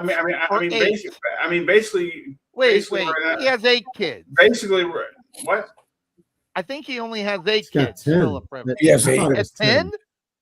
Damn. Yeah. But there's a defensive player he- out there that has more kids. He can by the only way. I don't he know. can who it almost is. he can almost field an offense right now. Well, okay. Philip Rivers, come on, listen. Yeah, but I think he's retired now. So so because he's left now, who's number 2?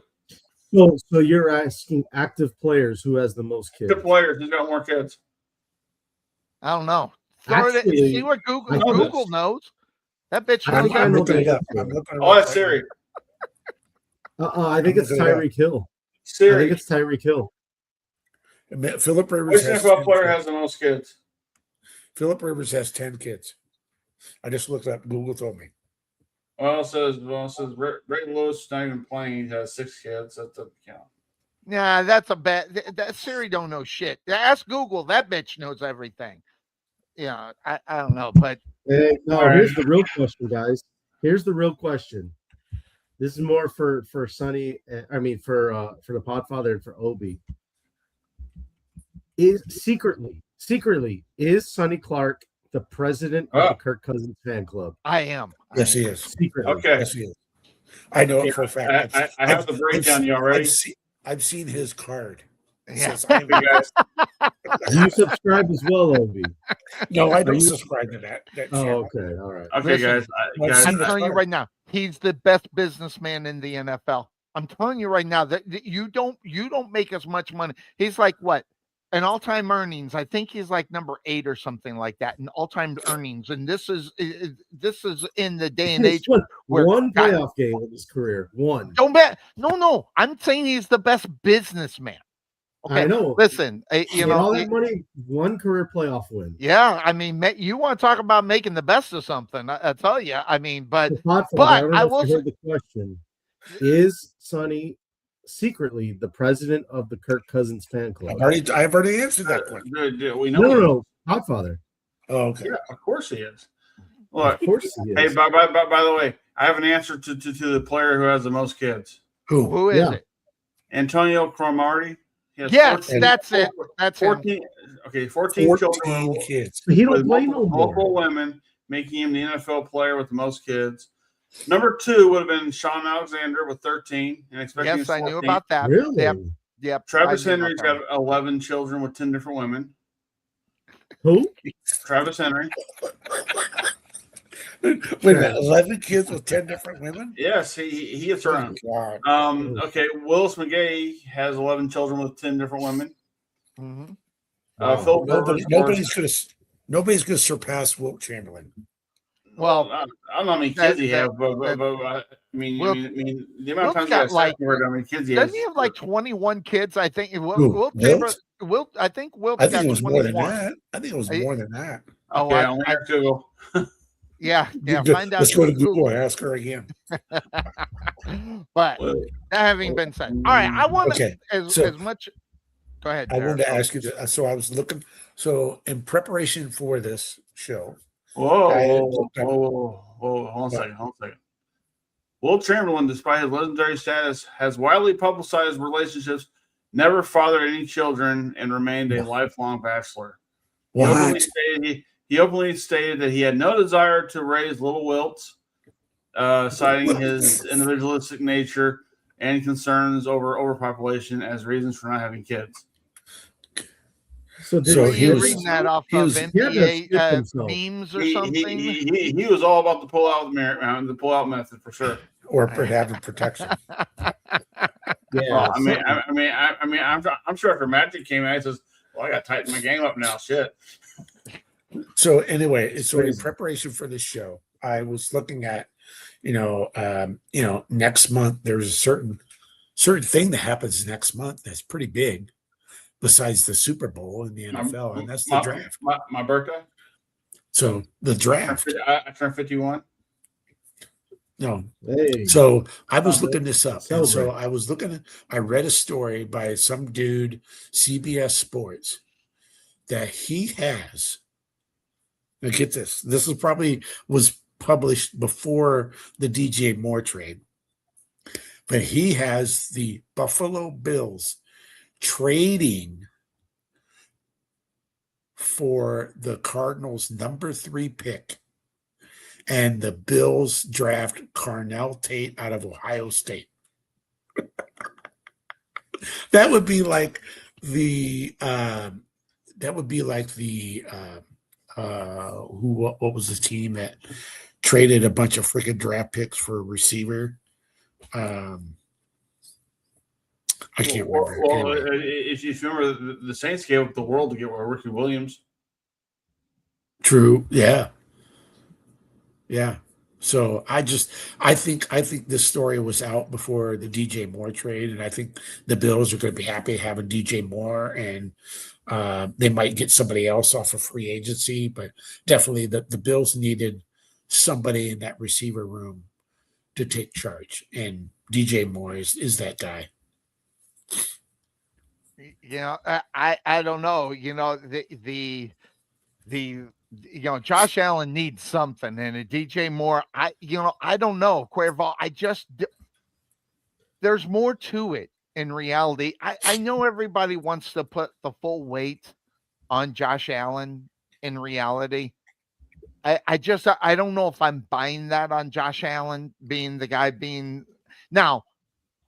He's solely responsible because of his position. But when you really kind of look at it, do you really want to put it all on Josh Allen's shoulders as far as that is concerned in reality? What do you think when you look at that kind of responsibility in reality?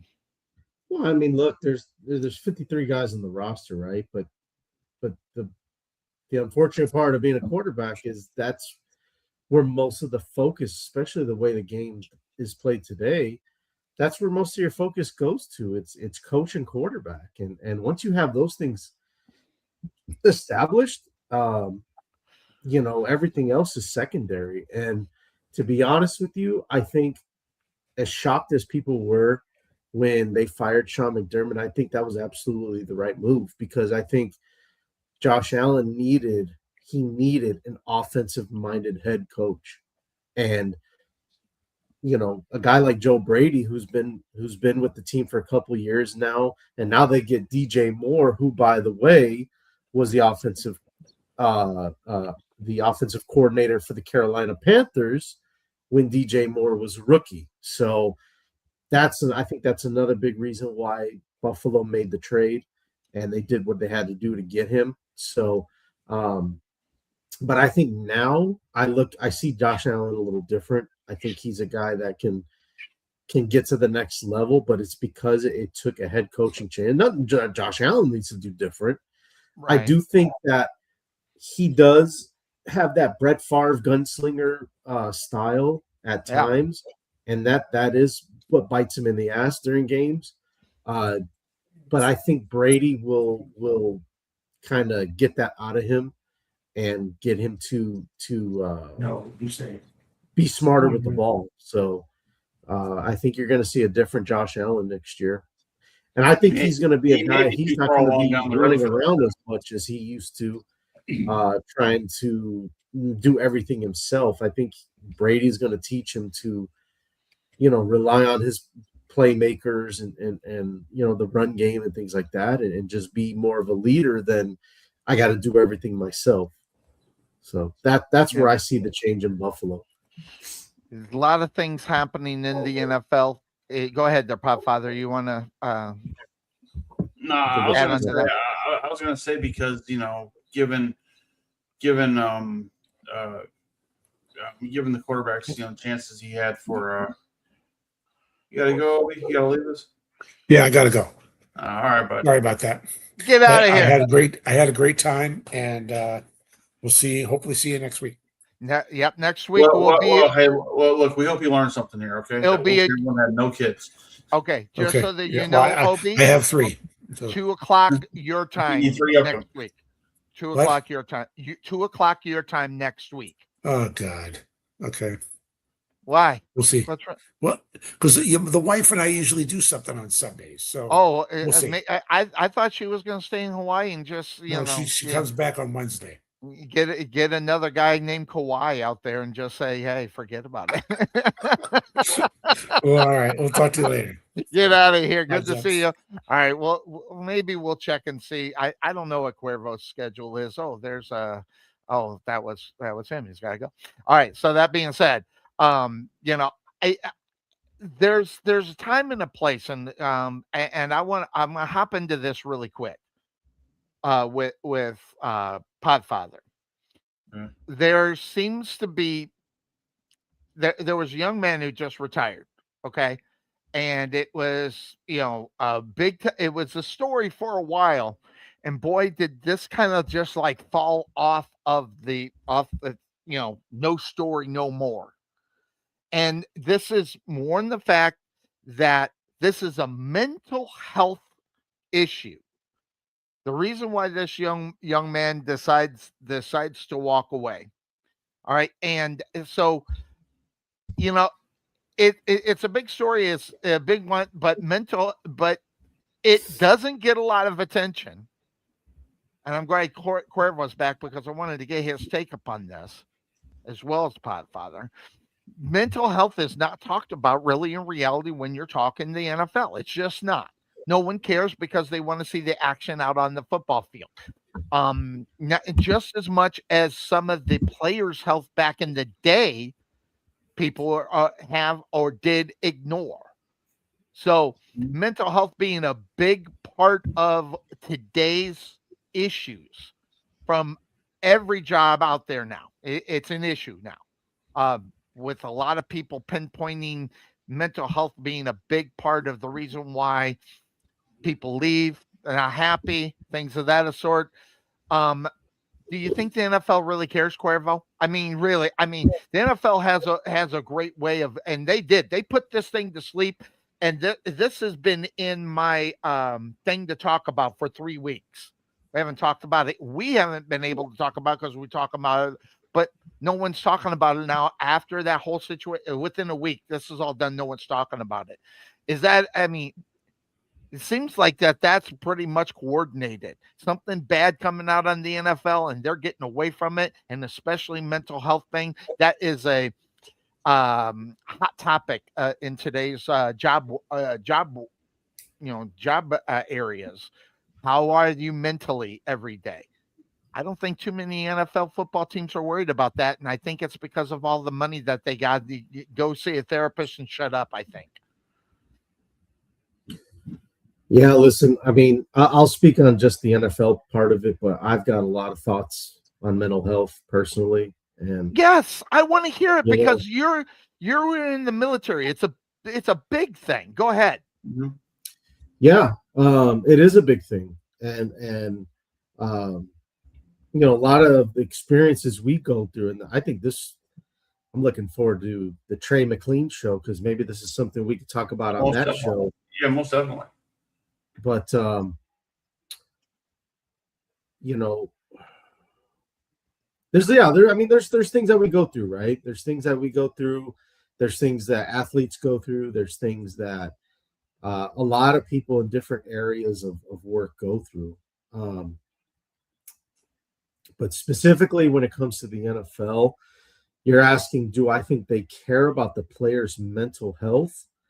They don't act like they do. No. I'll tell you that right now. They don't act like it because all this talk about more games, playing overseas, Right. and all that stuff that does not do any good for people's mental health because the stress of logistics, and that's more on the organizations than anything, but even for the players, I mean, thinking about their families, are they going to take them with? Are they going to keep them back home?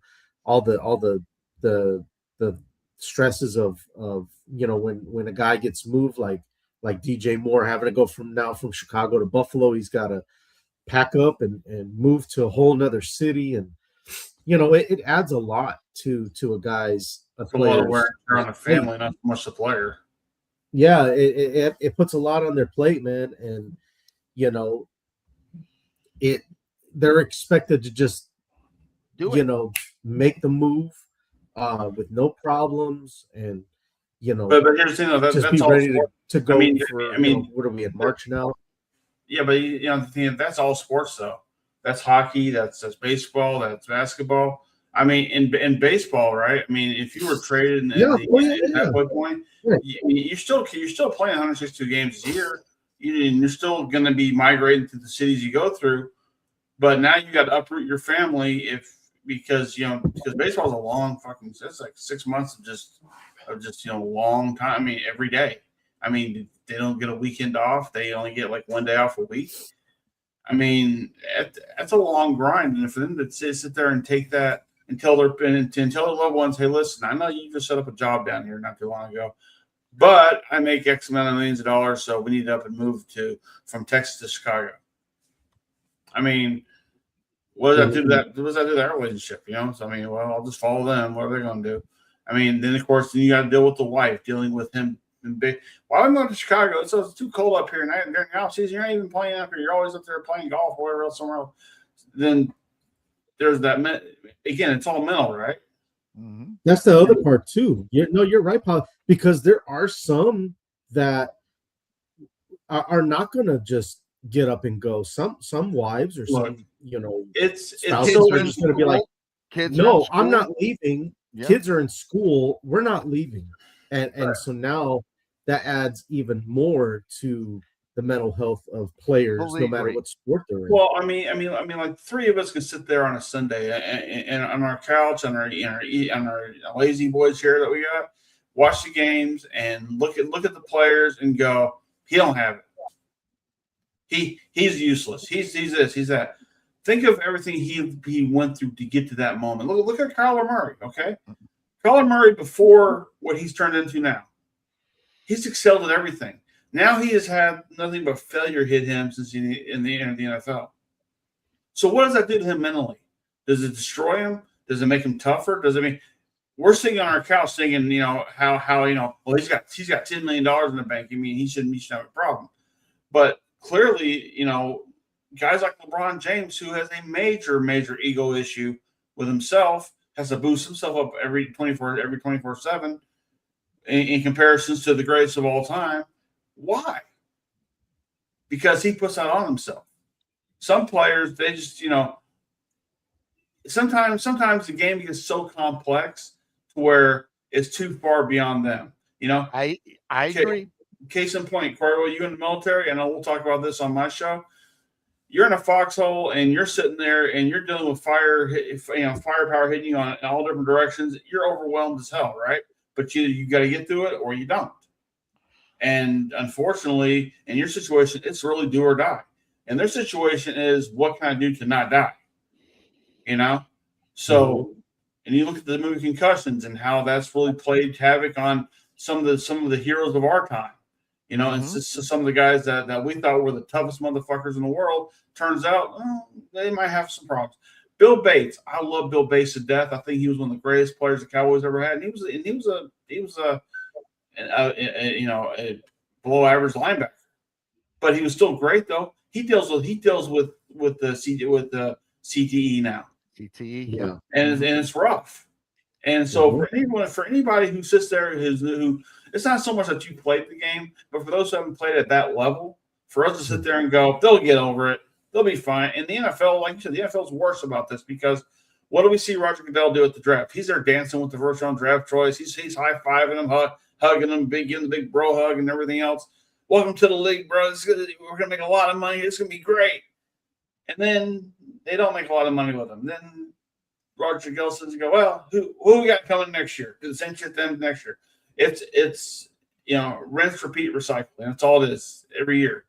And unfortunately, because they pay them so much millions of dollars, they look at it as like, well, it's a loss financially for us. But you know what? They got theirs.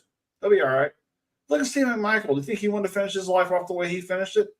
No way. Stephen Michael was a great player for the Bears, right?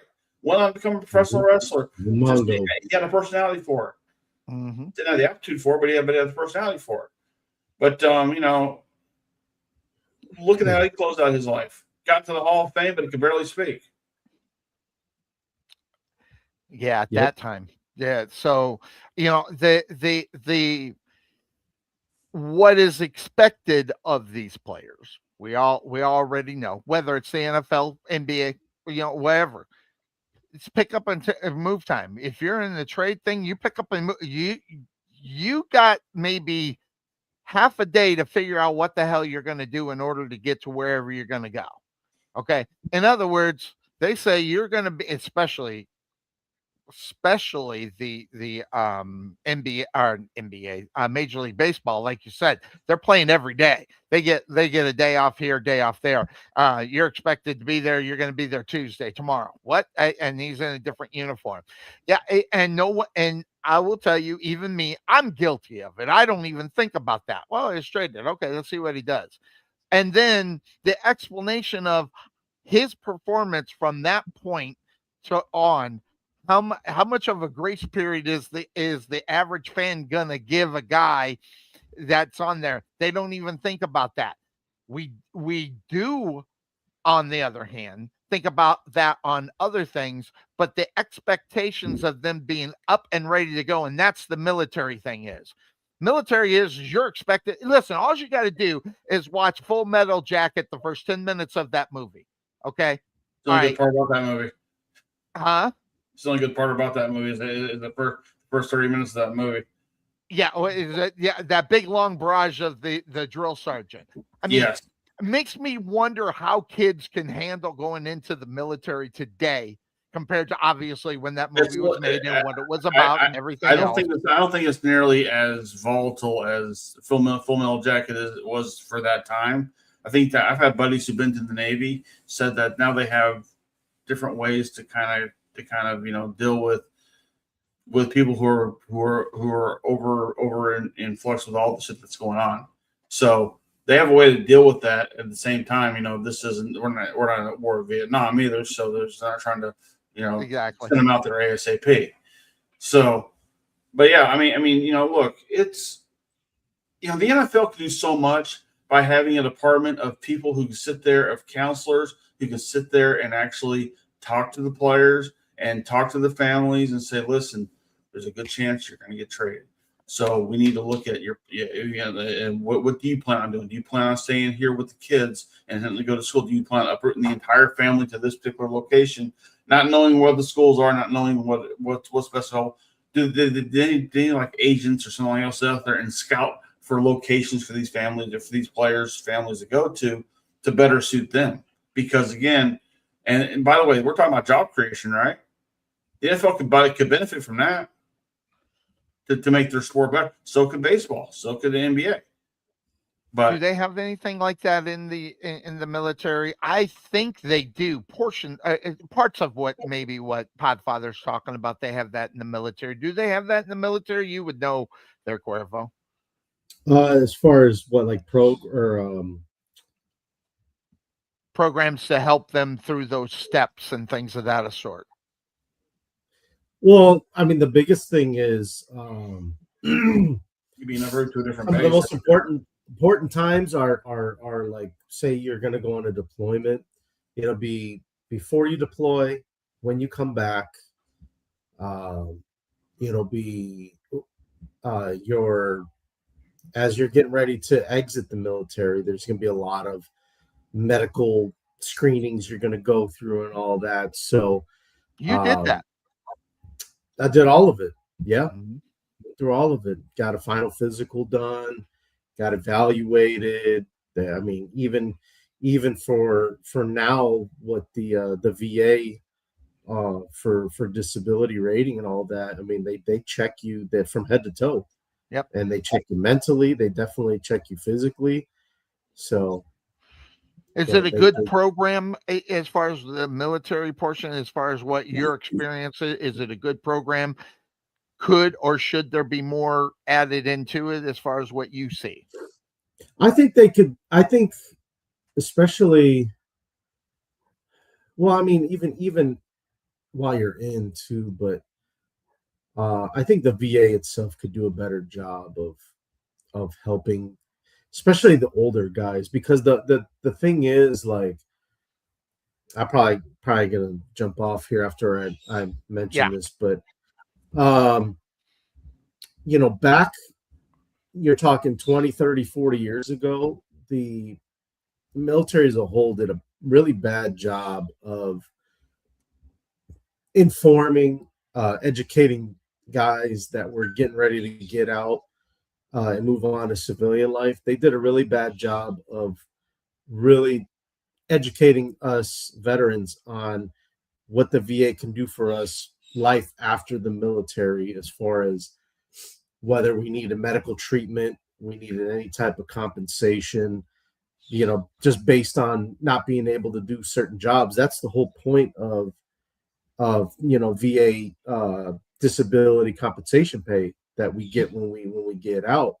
They were just doing a really bad job of letting them know, like, hey, you can go get checked and get treatment for these things and get paid on top of that, because there are certain jobs that you're not going to be able to do once you get out, because you have a bad back or your shoulders messed up, or your mental health just won't let you do certain jobs. You had a concussion, or TBI, as we call it, what we normally call it in the military, a TBI.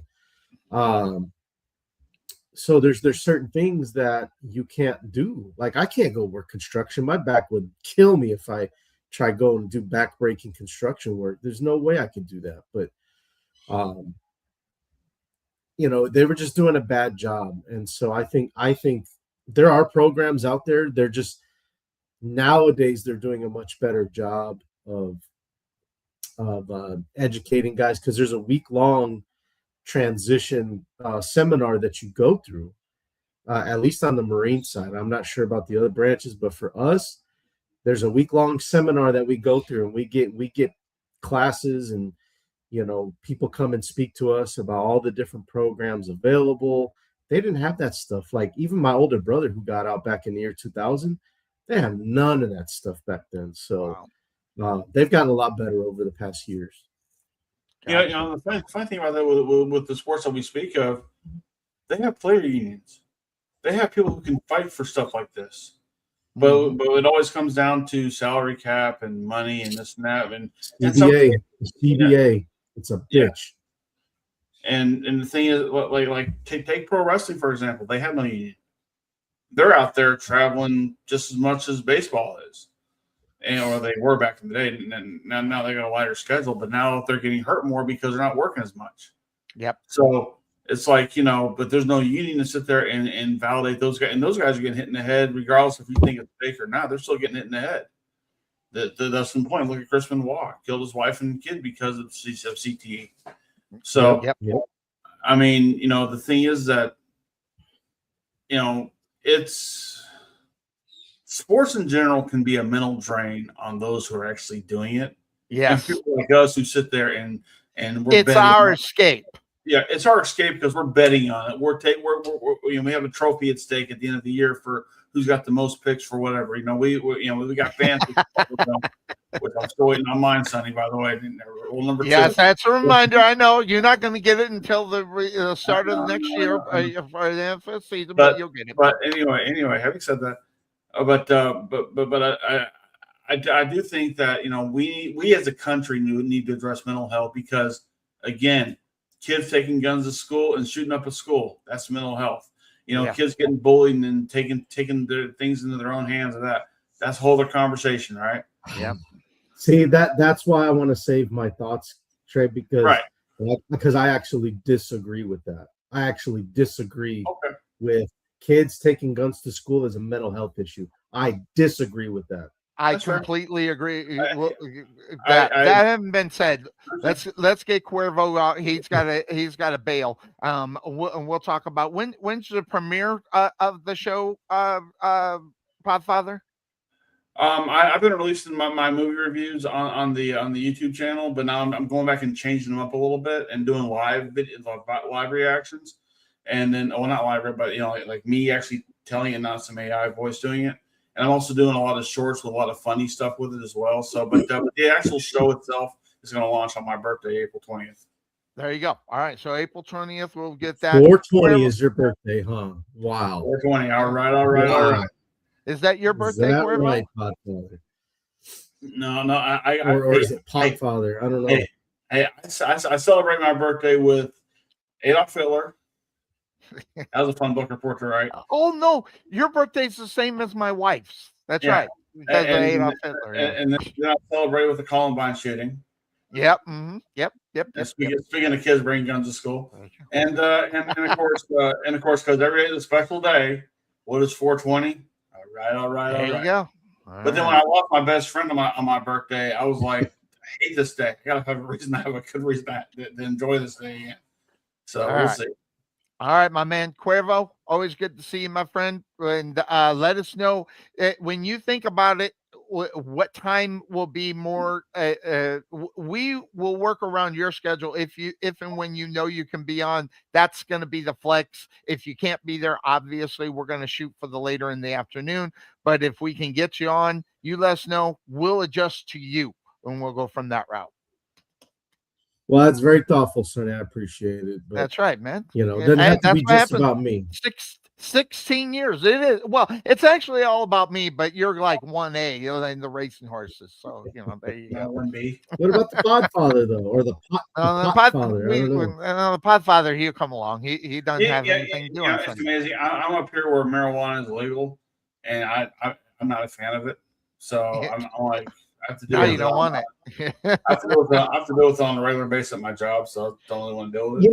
I never was either. Even before the military, I was like, do shit for me. So look, I'm not gonna lie. I did try a marijuana gummy one time. I watched Avatar. That movie is the longest fucking movie with that shit. Okay. So I'm if I was still high, that movie would still be going right now. There you go. It lasted the whole day. It felt like a whole day. Oh my God. I'm sitting there going, what the fuck? I'm watching Overgrown Stars going at this. What the hell? All right, Cuervo. Get on out there. Say hi to your wife. What? Yes, sir. No, I was going to say I did try an edible once. It was a lot better than, trying the other way. But anyway, yeah. I'm going to have to get, because have you been doing any YouTube live? Me? Podfather? Not live. Nah, everything I do is pre-recorded. But because it gives me a chance to fix it up and everything else. Because I did the live show with the Offshoots back in the day, and the problem me doing anything live is that I stumble a lot and I stammer and I have a hard time talking to myself. Huh? So I and the thing is, right. And then StreamYard has a thing where when you're recording yourself, you have a teleprompter you can use. I suck at reading teleprompter. I can't read the president because I suck at reading. Granted, we have a president who does that now, but I mean, you did a good Jerry Jones earlier. All right, it's a lot of this, and most definitely, and clearly Cowboy fans, shit. You hear enough of him for the last 30 years, you know how bad he can be. Definitely. Oh yeah, he just mumbles. Right. Cuervo, say hi to your lovely wife for us, and you have yourself a great rest of your day. What we're going to do is we're going to take our traditional break. We got to hit the head, and then when we come back, I got something specially for Trey McLean, that being the Podfather. When we come back here on the Couch Potato Sports Show, but what we got to do, I got to refresh my screen because I can't move my. He's got to pay.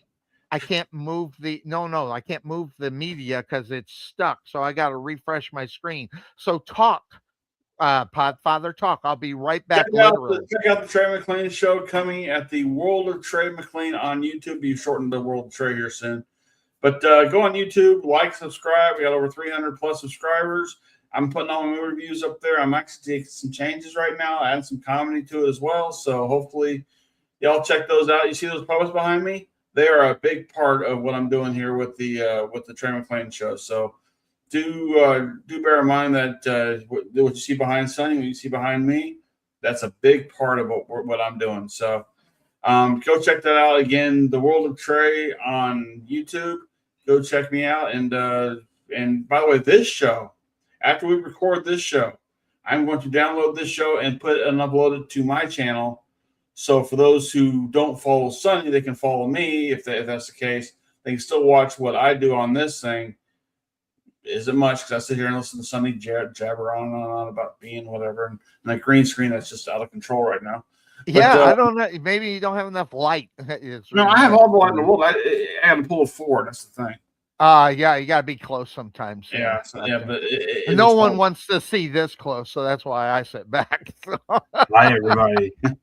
All right. No, So, anyway, let's take a break and we'll get back and I'll get to talk about what you want to talk about. all right, we'll do that. I got it all set. We'll be back here on the Couch Potatoes. Recently, and for no reason at all, I asked Mint Mobile's legal team if big wireless companies are allowed to raise prices due to inflation. They said yes. And then when I asked if raising prices technically violates those onerous 2-year contracts, they said, "What the f*** are you talking about, you insane Hollywood ass? Do you know how big their legal department is, face?" So to recap, Mint is actually lowering prices on every plan to just $15 a month.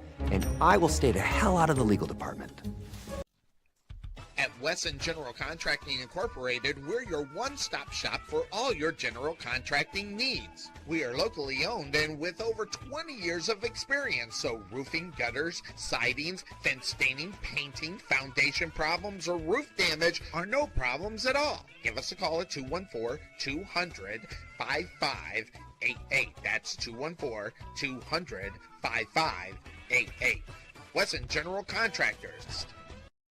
The prospect of retirement can be exciting and scary at the same time. At Nest Egg Wealth Advisors, we have found many people either approaching or currently in retirement failed to truly maximize some of the benefits offered to them, primarily Social Security. What is it? How does it work? It's simply not a benefit that you start receiving at age 62. Because these decisions are so important, my firm has assembled an informational packet on Social Security. If you would like a complimentary copy of Social Security Maximization, please give our office a call today at 972-412-6064 or visit us on the web at nesteggadvice.com.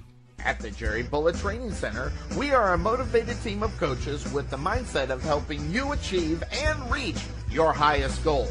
Having developed and trained over 100 Division I athletes as well as Division II athletes, even professional athletes, the Bullet team definitely has the knowledge and mindset to take you to the next level. Check out our new 22,000 square foot facility and 3,000 square foot weight room, along with 4,500 square feet of outdoor turf and covered training area, along with football and soccer fields. Contact Melvin Bullitt at 214-326-7853 or visit their facility just outside of Waterview at 8900 Princeton Road in Rowlett.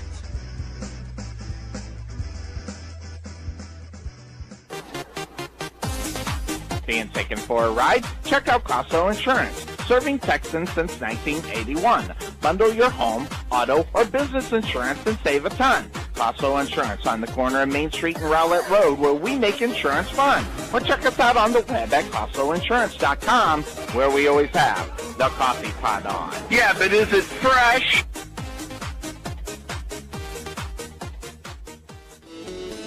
There is nothing that beats good home-cooked barbecue.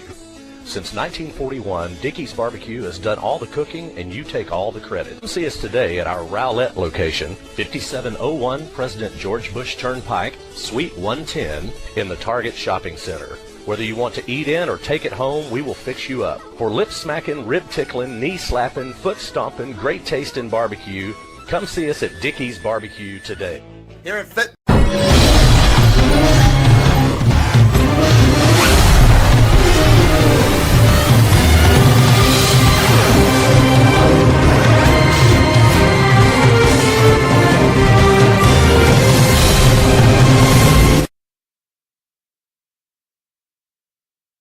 Welcome back into the Couch Potato Sports Show as we are here on our Sunday morning tradition, continuing on again. 17 years that we have been doing this nonsense, and Well, you have. huh? Well, you have. By the way, you're not Yeah. center, by the way. Oh, I'm off center. My camera moved. There we go. I hit the table when I got up, so wasn't much. But anyway, all right. So that being said, I want to. We're gonna switch into. Normally, we start. It takes a while to get guys into the show. Everybody was here early. I couldn't believe it. I was like, "Holy shit!" We still got 9 hours to go. Come on. Yeah, it's like, damn. I was like, oh, everybody's here on time. Amazing. Now, that having been said, Yeah, like the big thing switching from NFL into our wrestling program is this right here today. Is Logan Paul. Part of me was wondering if this is a work. Is this actually going to be? Is this actually going to happen? Is the WWE going to allow this guy to do this kind of thing? I don't know. Obviously, Why there's would they probably not do that? Dude, say again. it's keeping him in their product, and it's making him relevant.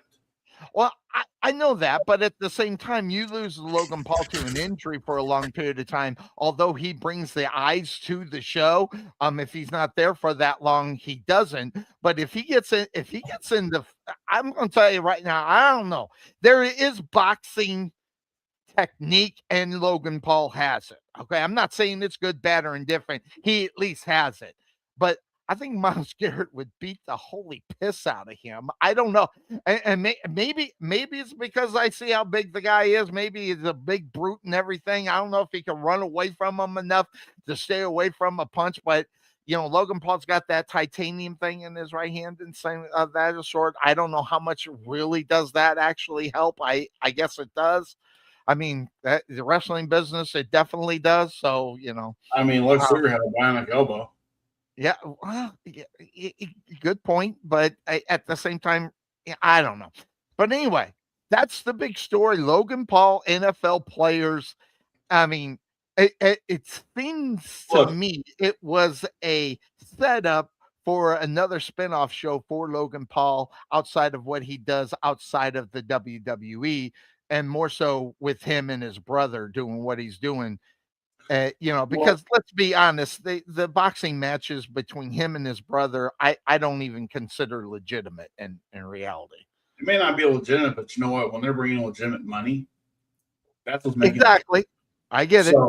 So I mean, when I look at this whole Logan Paul could be doing this just to get the guy to get on the show, so they can have that friction, so people will tune in to listen what they're going to say.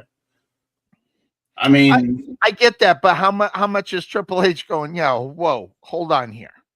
Okay. Look, Triple H knows how to promote. Okay. By the way, all this talk about Triple H is going to be fired after this year, back off. All right.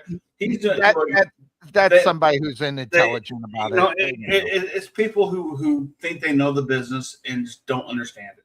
Yeah. And I listen to Bruce Pritchard. I mean, you listen to Bruce Pritchard talk about professional wrestling. You seem to kind of understand why they do the things they do. It may not always work, but at least you understand what they were going with on it. And I really do think that like for instance, they gave the belt back to Cody Rhodes. They're saying, is that the good move? Triple H has said, look, here's the deal. Yeah, here's the deal. On Drew McIntyre's storylines as champion were very sparse, and we have more of a chance to do with stuff with Cody as him being a champion, because they can turn Cody heel, they can turn Randy Orton heel. And by the way, Cody and Randy was always the stopping point. We knew we were going to get there eventually, and for it to be a Mania match, why not? Well, and I think that's the point. I think I mean think about that. Maybe the method behind the madness. I don't know. Was the Drew character run, or just recently, a flop? I don't know. They've been keeping him really out of the spotlight outside of the things that he's been doing to interrupt in a match and stuff. But as far as him actually in the match, we're not getting it. See, that's one of the things I really like about the storytelling of what's going on. We can read all day long that this has been a horrible championship run for Drew McIntyre, but it might be feeding exactly what the WWE is planning on in their storyline in order to get it. Getting Cody Rhodes the championship now sets up that match, but now what does the Drew McIntyre interest, and now does that become a triple threat match? We have seen that happen. I hope not, and I hope it just leads to Drew and Jacob Fatu having a match together. But then you got to mix in the Sami Zayn aspect of it. Sami Zayn's getting himself involved in Cody Rhodes' business, And can Sami Zayn be the one that cost Cody the belt against Randy Orton?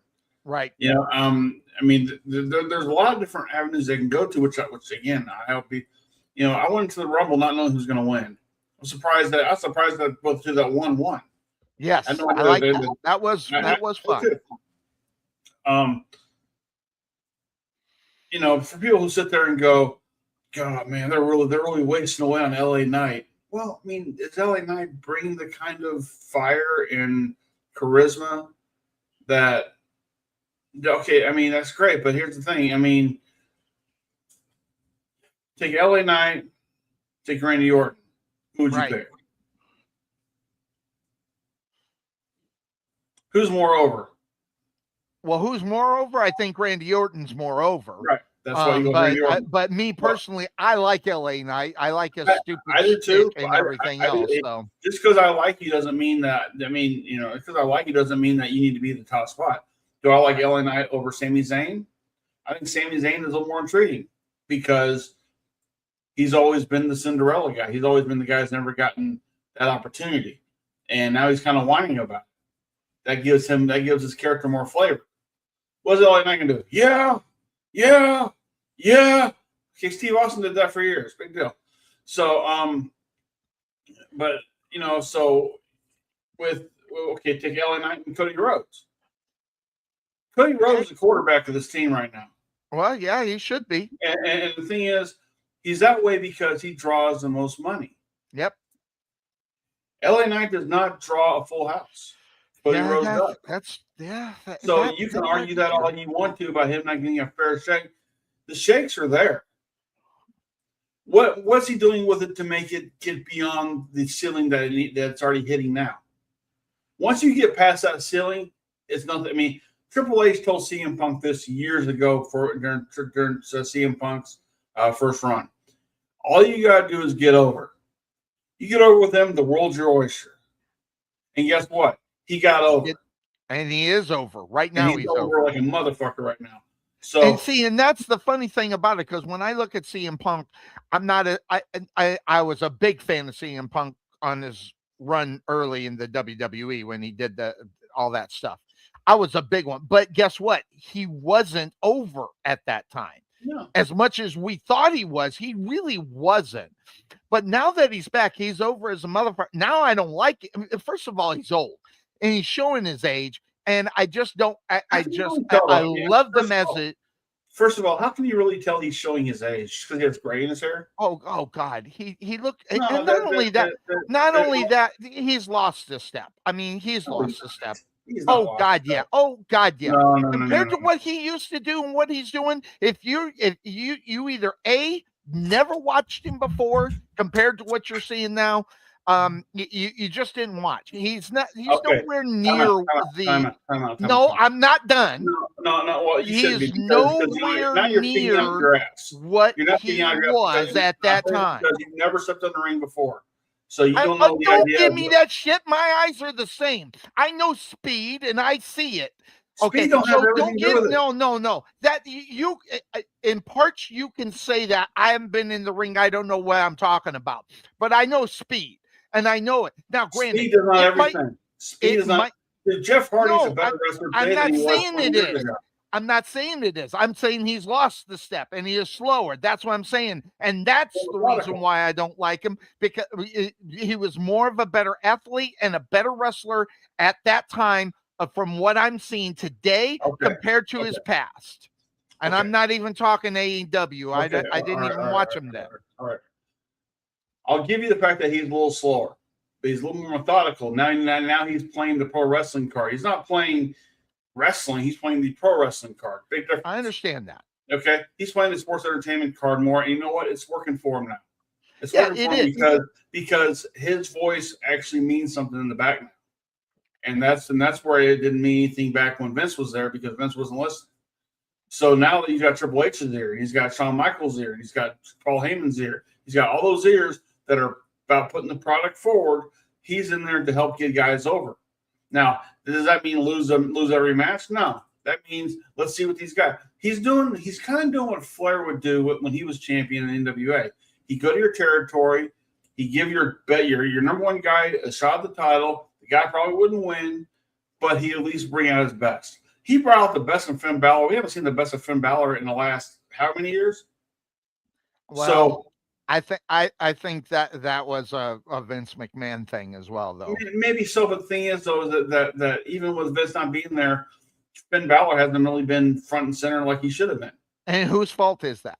That's Finn. And I'm asking you: is it Finn's or is it creative? It's a two-part thing. It's Finn probably not adding anything to creative, and creative center going on nothing for you.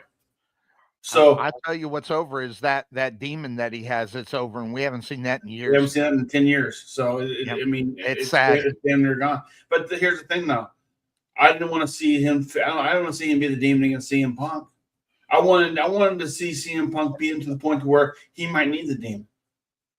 Yeah, and then that was a great match, by the way. Yeah, But both of them they've had. The one in Belfast and the one they had over in Chicago were great. So I think the Chicago one was better. Yeah, and the thing is, I have no problem with either. Look, CM Punk for the most part, okay, he knows how to engage a crowd. He knows how to raise an ire. His promo against Roman Reigns this past week, where he called out his that dad. was gold. That was gold. It was gold. Did it cross the boundaries? Sure. Yeah, that's what it's supposed to do. But you have to get the buzz around the match. Absolutely. Because no one's going to care about CM Punk, Roman Reigns, WrestleMania, or kind of a rematch from last year. That one-on-one is going to make it work. Well, then what's the personal grudge? They have the to last line in that promo is the personal grudge. It was great. So, I mean, on top of everything that has been built up to that, that is kind of the punch in the face that we didn't know was going to come. So now, and again, Seth Rollins could do that. Seth Rollins is that good to do that. Yep. But CM Punk adds another flavor to it, to where I don't know who's going to win this match at WrestleMania. People say it's going to be Roman because they've already made up their mind it's going to be Roman. People say it's going to be CM Punk because they've already made up their mind it's going to be CM Punk. I honestly don't know, because what does the company want their champion to be? Does he want to be on TV every week like Punk's being? Does he want him to be on their screen like Roman Reigns would be? What do they help? I think it helps. Plus, here's the bad thing about that match. Okay, and that's because I know too much sometimes. Okay. But first of all, last year he gets his main event opportunity, doesn't get the win. Now he's in the main event again. Now he should get the win. That's the reason why I think I see the writing on the wall. However, how they present it is what's going to hold it and maintain it. Or do they have him lose again like they did with Cody when you thought he should have won and hold him off for another year? But the difference is that Punk is holding on to the championship, and whether or not that he'll end up dropping it is probably the big thing. And then give Roman Reigns, whatever they're going to do with him. Which the greatest thing about Reigns and Lesnar, you can bring him in at any time and it creates the buzz. Well, here's the thing. I mean, does the WWE change both heavyweight titles in 2 nights?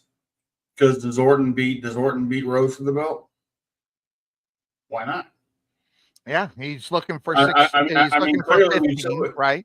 Clearly, we've seen Cody Rhodes lose the belt before, so him losing it wouldn't be a new thing. And Orton hadn't held the belt in a long time, so. And it would be for 15, so that's makes sense. That out. Mm-hmm. Then for that matter, let's say Orton beats Cody, does that throw in the whole mix of, well, does Punk keep his belt or does Roman not get it? And we change both belts.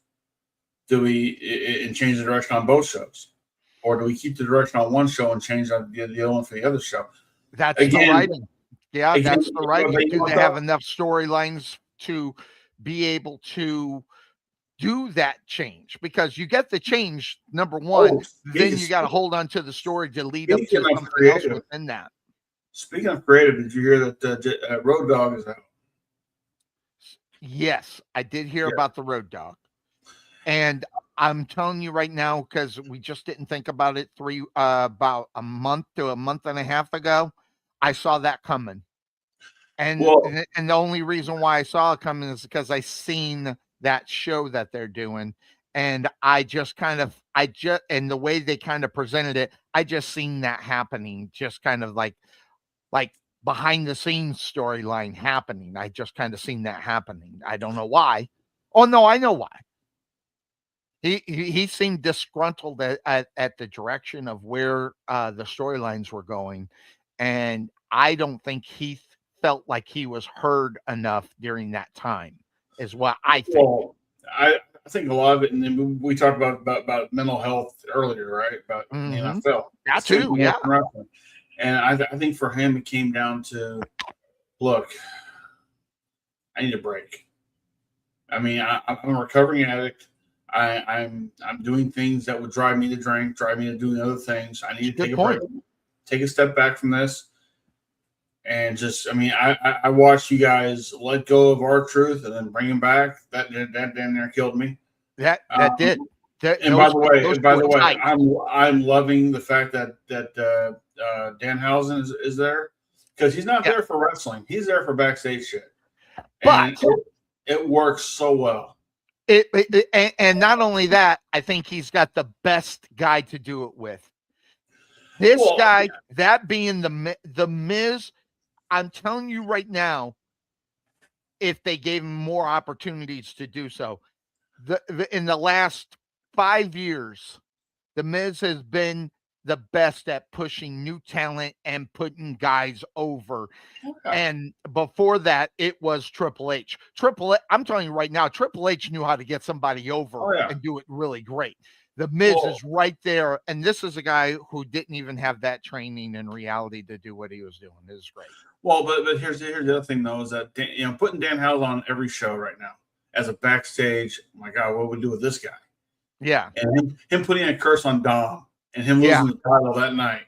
I love it. I laughed my ass off. I mean, is it real? Is it not real? I mean, you kind of throw the blinders up a little bit and go, well, you don't want him to put a curse on you because God, you might lose the belt or you might lose your match. And now he's going over his list of demands for his Hall of Fame speech and his. Oh, I love it. Yeah. It's It great. was So in the great. toilet. I love. Why is it red? And you know what? And this was a CM Punk hire. This was a guy that he pushed for, because he's like, look, he's like, look, here's the deal. I love R-Truth, and I think we all do. R-Truth's not long for this world. He's got maybe 2 or 3 years at best, at most left in there. But yeah, why not?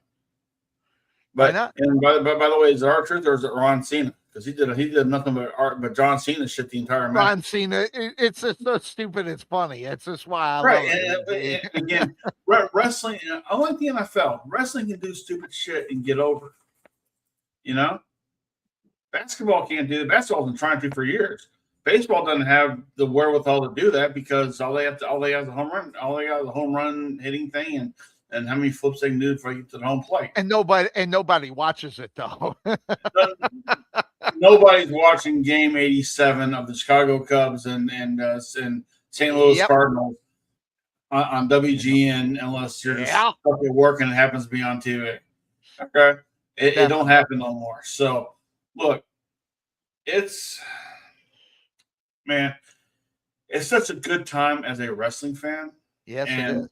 And it's just me doing my show. I'll have wrestling talk on there, but it won't be like week to week updates of what I just saw on Raw, because I've done that and nobody watched that. I'd rather do stuff like maybe you and I talked about this a couple weeks ago. I forget who's on your wrestling Mount Rushmore. Yeah. Mm-hmm. Go ahead. You want to know who you wouldn't like mine. I don't care. You wouldn't like mine because it is none of the guys that you would think who it is. Okay, well then go ahead. So on my mount, that's 4.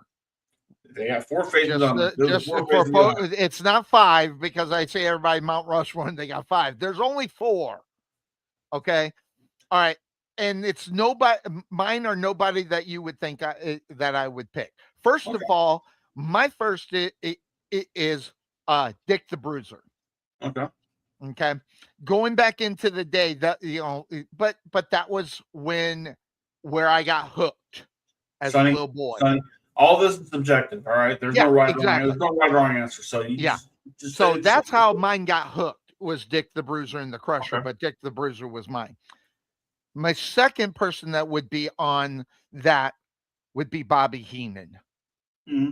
I put him as No a one, no one deserves to be on a Wrestling Hall of Fame or Mount Rushmore than Bobby Heenan, because it wasn't just what he did as a manager. It's what he did for the business, how he knew the business, what he knew about the business to make it work, and his willingness to do whatever it took to get it done.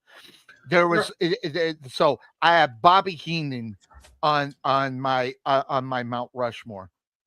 Number 3 is Ravishing Rick Rude. Ravishing Rick Rude, to me, was the guy that everybody loved to hate, and I loved the fact that I hated him.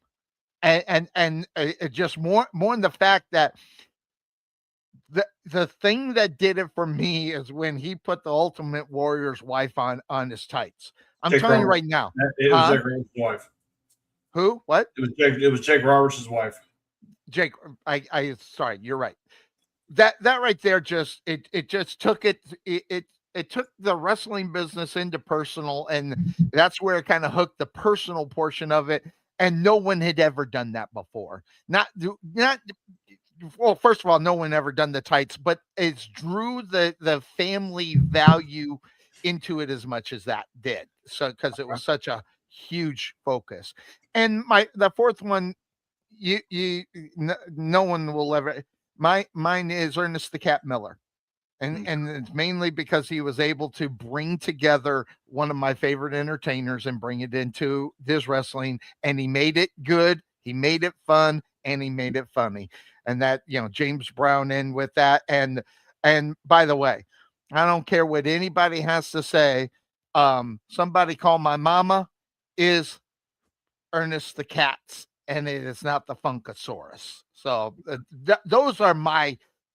Now I love the other ones. Don't get me wrong. I love Hulk. I love all that. But as far as, and if I had one more, if those that put the 5 in, is Scott Steiner. He was just more entertaining to me as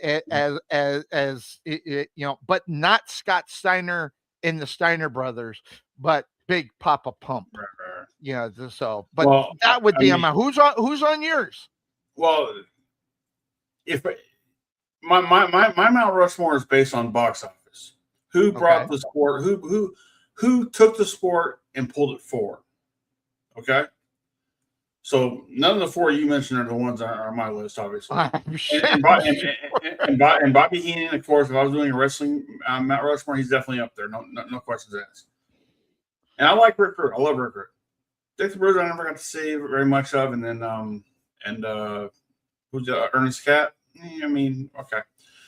Again, that's just all entertainment, and I love it's all subjective, right? It's all based on what subjective, you like. Definitely.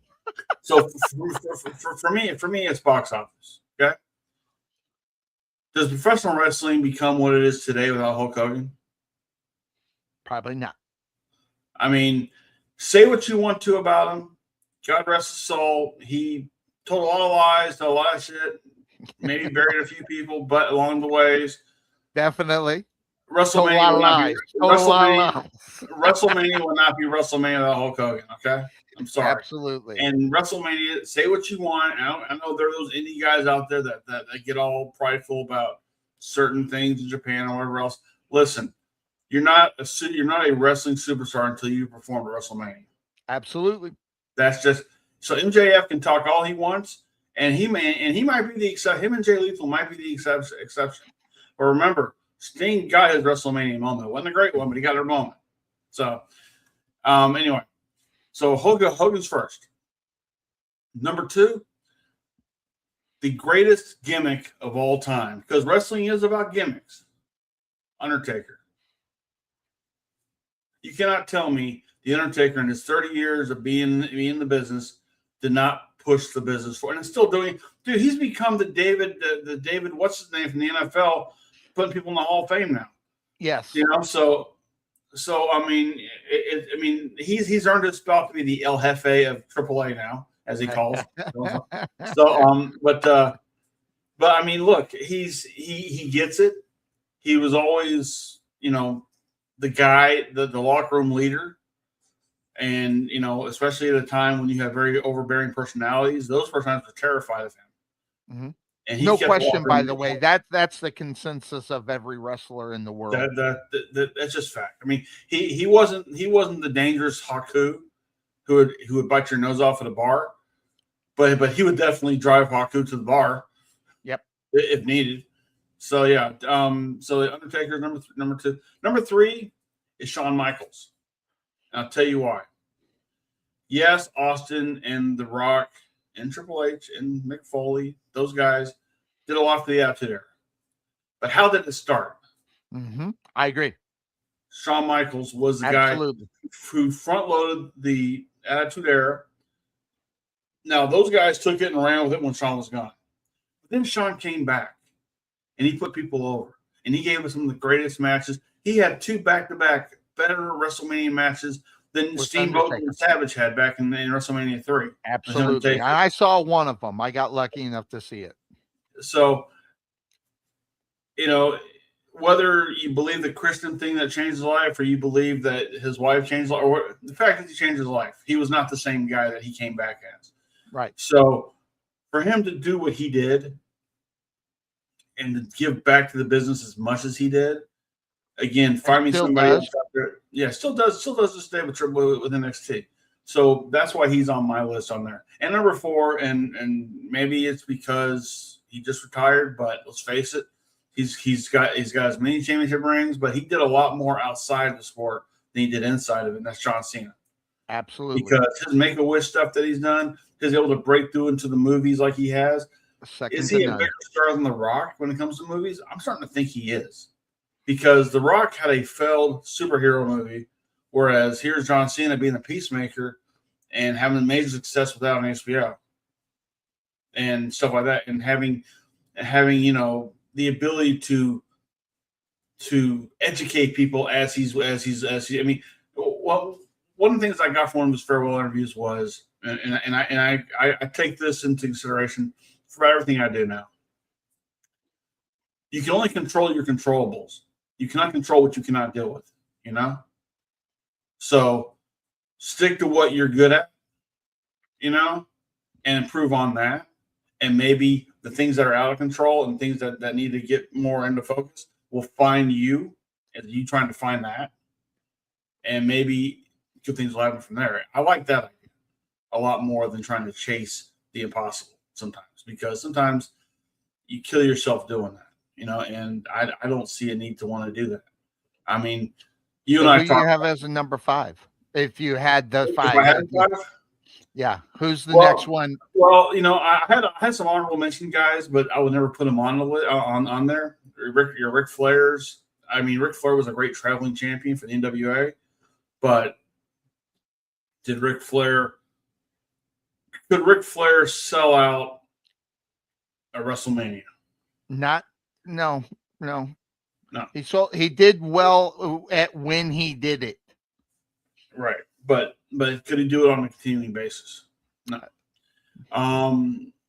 Bret Hart had that opportunity, but Bret Hart became such a whiner the last. Still is, and it's wrecked his career for me, and it's really done more damage to him than anything else. And plus the fact that at the end of the day, hate to tell all you Canadian fans this, he wasn't a big draw as champion. No. And I know Shawn Michaels wasn't either, but Shawn Michaels changed the business. Yeah. Bret did. Bret may have been one of the first undersized champions Vince ever really had. But look at all the giants he sent him. He sent him his way to make him look bigger. The Yokozunas, the Undertakers, the guys like that could definitely, give Bret the challenge to make it look like can he overcome that. That's great. But at the end of the day, it comes down to this. Bret had the championship and needed to lose the belt to do what's best for business. He chose not to do it, and the boss had to do what he had to do. So in this case, Brett screwed Brett. And for my Mount Rushmore, Brett screwed Brett. It was by the way, on that, take away the fact that wasn't scripted the way that it went. That was the best off script storyline ever. Thing ever, yeah. So ever. And I don't think anybody can top it because it was so real at that time. So it brought reality into what was actually happening. And not only that, him taking an ass kicking after that just shows how much Vince McMahon should be on top of the Mount Rushmore, by the way. I don't give a rat's fat ass about all that other crap. I don't even want to hear it. Vince McMahon. Well, but he's not on mine, so we're talking about mine, not yours. So anyway, on top of it. But anyway, and of course, another honorable mention would have been Andre the Giant. But when you think about Andre the Giant, when he would travel different territories, I hate to put him in this category because he was so fucking huge. He was kind of a sideshow. But that's what the business was at that time. Exactly. It was a carnival style type thing, and he was a bearded lady. He was the guy that you go, oh, well, that guy. He never went there to make anybody better. Exactly. He didn't make even Hogan better. You look at that match that he had with Hogan. It was. I'm just going to say it. It was one of the worst matches I've ever seen. First of all, Hogan had to write that out for him. Because everything was catered to Andre's back. Everything Andre did was close to the ropes because he couldn't get back up.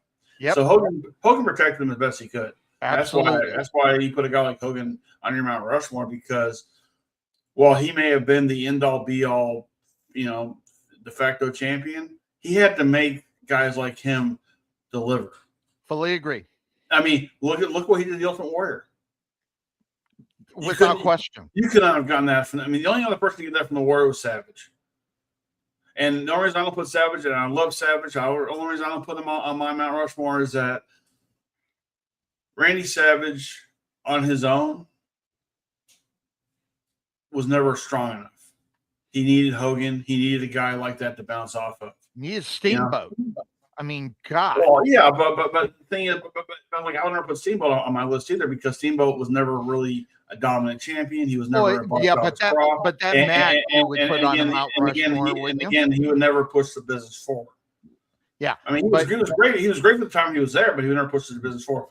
So for that, and maybe it's because of his kid being what he is, but you got to go Dusty Rhodes, because Dusty, he wanted to be much more. He was kind of Shawn Michaels before Shawn Michaels became Shawn Michaels in NXT.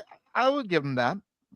And he always liked the business side of the business. He always liked pushing the guys to move them forward, to get them to the dream state that it be, come be where the dream is, and then we'll go from there, But that was a bar that he set for himself.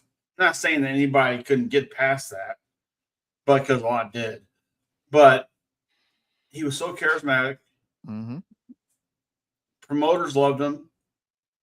He never had a bad thing to say about really anybody unless you fucked him around. And I mean, in a business that is so phony, it is what it is. Bret Hart never really won a world title. Let's be honest. He was given the title. Okay, so he can bitch about that all he wants to, but the thing is that he, a guy like Dusty can take a piece of paper, baby, and turn it into a swan. That's something. When you take nothing into making it into something, that does something for you. Brett was given something and just did the same thing he was going to do with it no matter what. Didn't really elevate it, but he did whatever he did. I think that Bret Hart, everything he has stated is true. The problem is that that's not how you work the business and make the business what it is now, even at that time. So there's a lot of truth of what he says. I'm not going to take that away from him. But his presentation is he's a crybaby bullshit kind of guy. And that's what it takes away from the definition of what a wrestler is a tough guy. He's known as a wuss. And that is one of the reasons why I think he gets overlooked on a lot of things. More so than trying to protect. He was one of the first to really throw the monkey wrench into the business as far as truth telling outside of what's going on.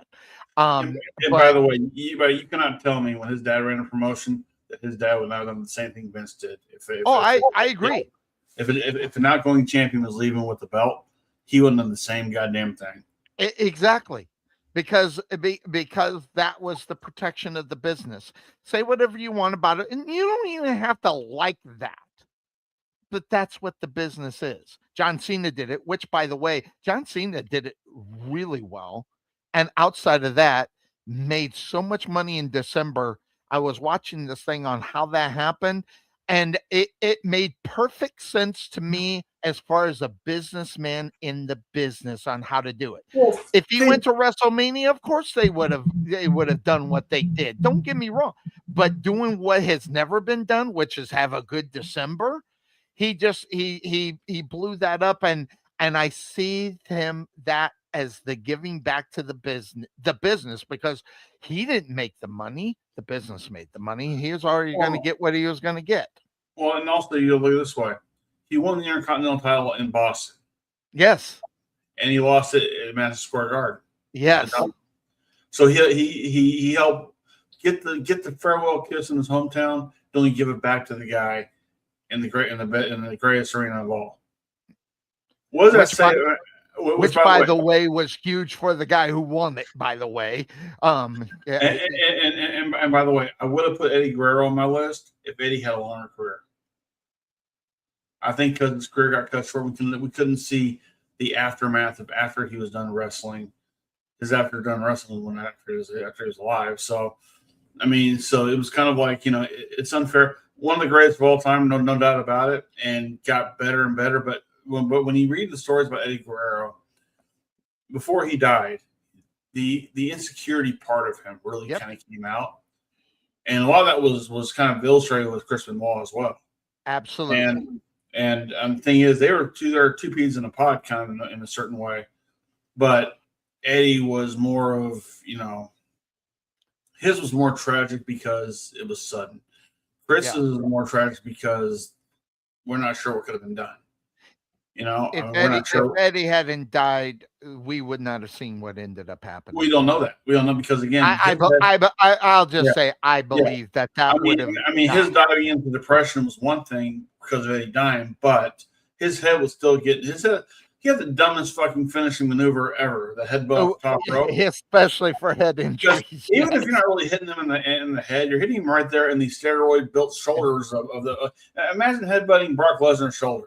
Good luck with all that. That's a hard bone here, man. I mean, and imagine if you're Lesnar, you got no neck. You're strictly just that. So yeah, it was. I mean. I think Eddie would have brought him back. If Eddie was alive, I think Eddie would have probably prevented that from happening. That's just a personal belief. But now I will say this, and I'm going to have a show eventually about wrestling deaths that startle me more because there have been a lot. Owen Hart, obviously watching him fall to his death, didn't see it live, but I mean, I watched the event when it happened live. You didn't see him fall, but you know that it happened. That was rough. Eddie Guerrero passing. Definitely one of those things. And then you kind of get that whole idea of, Mr. Perfect. I didn't want to see him die, but he had a drug overdose, so that's kind of on him. Randy Savage, he wasn't wrestling at the time. He died in a car crash. He had a heart attack in the process. Okay, Hulk Hogan kind of, had a lot of issues going on. That might surprise me more because it surprised me, but it doesn't surprise me because I listened to Bubba the Love Sponge say that things weren't looking good before he died. Right. Because he had an inside source. So business-wise too. Business-wise, it was big. Yeah, but this isn't about the business. This is about what shocked me the most. Oh, again, a very subjective list, right? Yeah. And like Owen and Eddie would be the two biggest ones I could think of. Brian Pillman wasn't that big of a surprise because he was nuts. And Definitely. you kind of expect. I wish they had that CTE thing when he passed. So because I think that would have been really a Dude. I'm big pretty sure indicator. I'm pretty sure guys like Matt Bourne, who That played too. the original Doink, had that as well. Yeah. There's a lot to kind of. And obviously, in 1993, you start off the year, Andre the Giant, Kerry Von Erich, Dino Bravo. That's January, February, and March of that year. Mm-hmm. So, Andre, he was on his way out the door anyway, so you can't really be surprised by that. Kerry, drug problems, missing a leg, had all sorts of mental issues. Wow, okay. Shouldn't have happened. 33 is too young, but it did happen. Yep. Dino Bravo got caught in a mafia thing. That was a mafia thing, which is an amazing story in itself. So it's it's been one of those things I'm going to look at and try to find 5 that really surprised me, because there's been a lot. But but the 2 for sure that sure stay out for me is Owen Hart and Eddie Guerrero. And imagine if we had a match with those 2 guys. Yeah. Which, by the way, there's another one that was actually, doing the circling of the thing. This one right here. This one here. By the way, I loved him in the NWO, but I never liked him before. That NWO thing really kind of got me into. That's when I really started really liking Conan. But then again, I didn't have the background of the Mexican wrestling thing at that time. But I loved me some Conan. I'm glad he's okay. What has it been confirmed that he had an amputation or a double? Was it double or just one? Or do you know? Just one. Just one. All right. So that's been confirmed. I know at some time there was a question on what. You know what needs to happen? Him and Buff Bagwell need to be a tag team, because they can be the 2-steppers. Yes. That's just wrong. That's just wrong. But leave it to the Podfather. Let them talk to DJ Brown's music. I love me some Buff Bagwell. See, I think the NWA or the NWO, certain guys got the look and got the understanding of and Buff Bagwell was one and Conan was another, because I like them more than I like the other guys that were in the group. You know what? While you're too busy talking about that, you missed my joke though. Those 2 need to come out to DJ Brown's theme song. I got here comes the hot stuff. I understand that. I got the joke. Yeah, but that's between you and me. No one else got that I don't joke. care about them. Except if DJ was watching. But yeah, by the way, Sormania took place last night. I wonder if they had a good show. I wonder. They had zero names. You know how Bobby used to bring in names? No, Bobby had 0 names. Bobby had the money to do that. Huh? Bobby had the money to do that. That's what I'm saying. Yeah. Well, so, no, maybe not the money, but more so the influence in order to get that, and then he was able to get the money based upon what needed to happen. But I can't imagine. Yeah. I cannot imagine. I love him to death. I really do, but I can't imagine how much in debt he died with. I don't. I don't know. Because I know he was. I know he's always playing in the red quite a bit. So yes, and he would take that chance, and more so than. But anyway, that's a whole nother story for a whole nother day. But at the same time, now the last thing I want to talk about is one guy came close to getting a ring, but didn't, and isn't. In case anybody didn't know, I love it. This cracked me up. So now they have a kid, right? They have 2. They have 2 kids, so she's going to get paid regardless. So at least for the next 18 years, anyway. But yeah. But I think splitting that 60 million a year forever, how many more years he's going to get might have been more.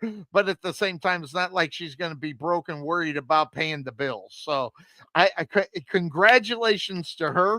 I think it was probably especially in this day and age with divorce being now at 57%, probably the right move in reality. So I heard it was a knockdown drag out at a combination bridal shower bachelor party kind of thing. So, and yeah, that has nothing but What was that, Michael? that Was has Michael nothing but Trevor's bachelor party? yeah. So, That'd be awesome. yeah. I can just see that, being the worst idea, having a combination bachelor party and bridal shower. Just yeah, yeah. I can't see any good in that. Just who was it that did the same thing? Oh, Patrick Mahomes. But I'm telling you right now, I know who's in control of that relationship. Listen. Patrick Mahomes gonna be fine because when he's done when he's done with the NFL, Disney will call him to be the Kermit the Frog on the Muppet Show. Without question. I mean, he's the first pretty much billion-dollar player. I mean, my goodness. And so, which, by the way, that having been said, of course, that's the name of that show. I do have something on him. Where is it? Where is it? Where is it? Hold on. No, it's alpha. I thought it was alphabetical order. Where did I put him? Oh, right here, right here. So this is an interesting situation.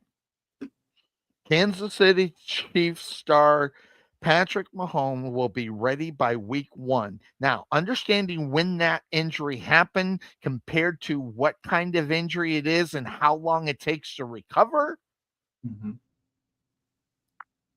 I still don't think he's going to be ready for week 1.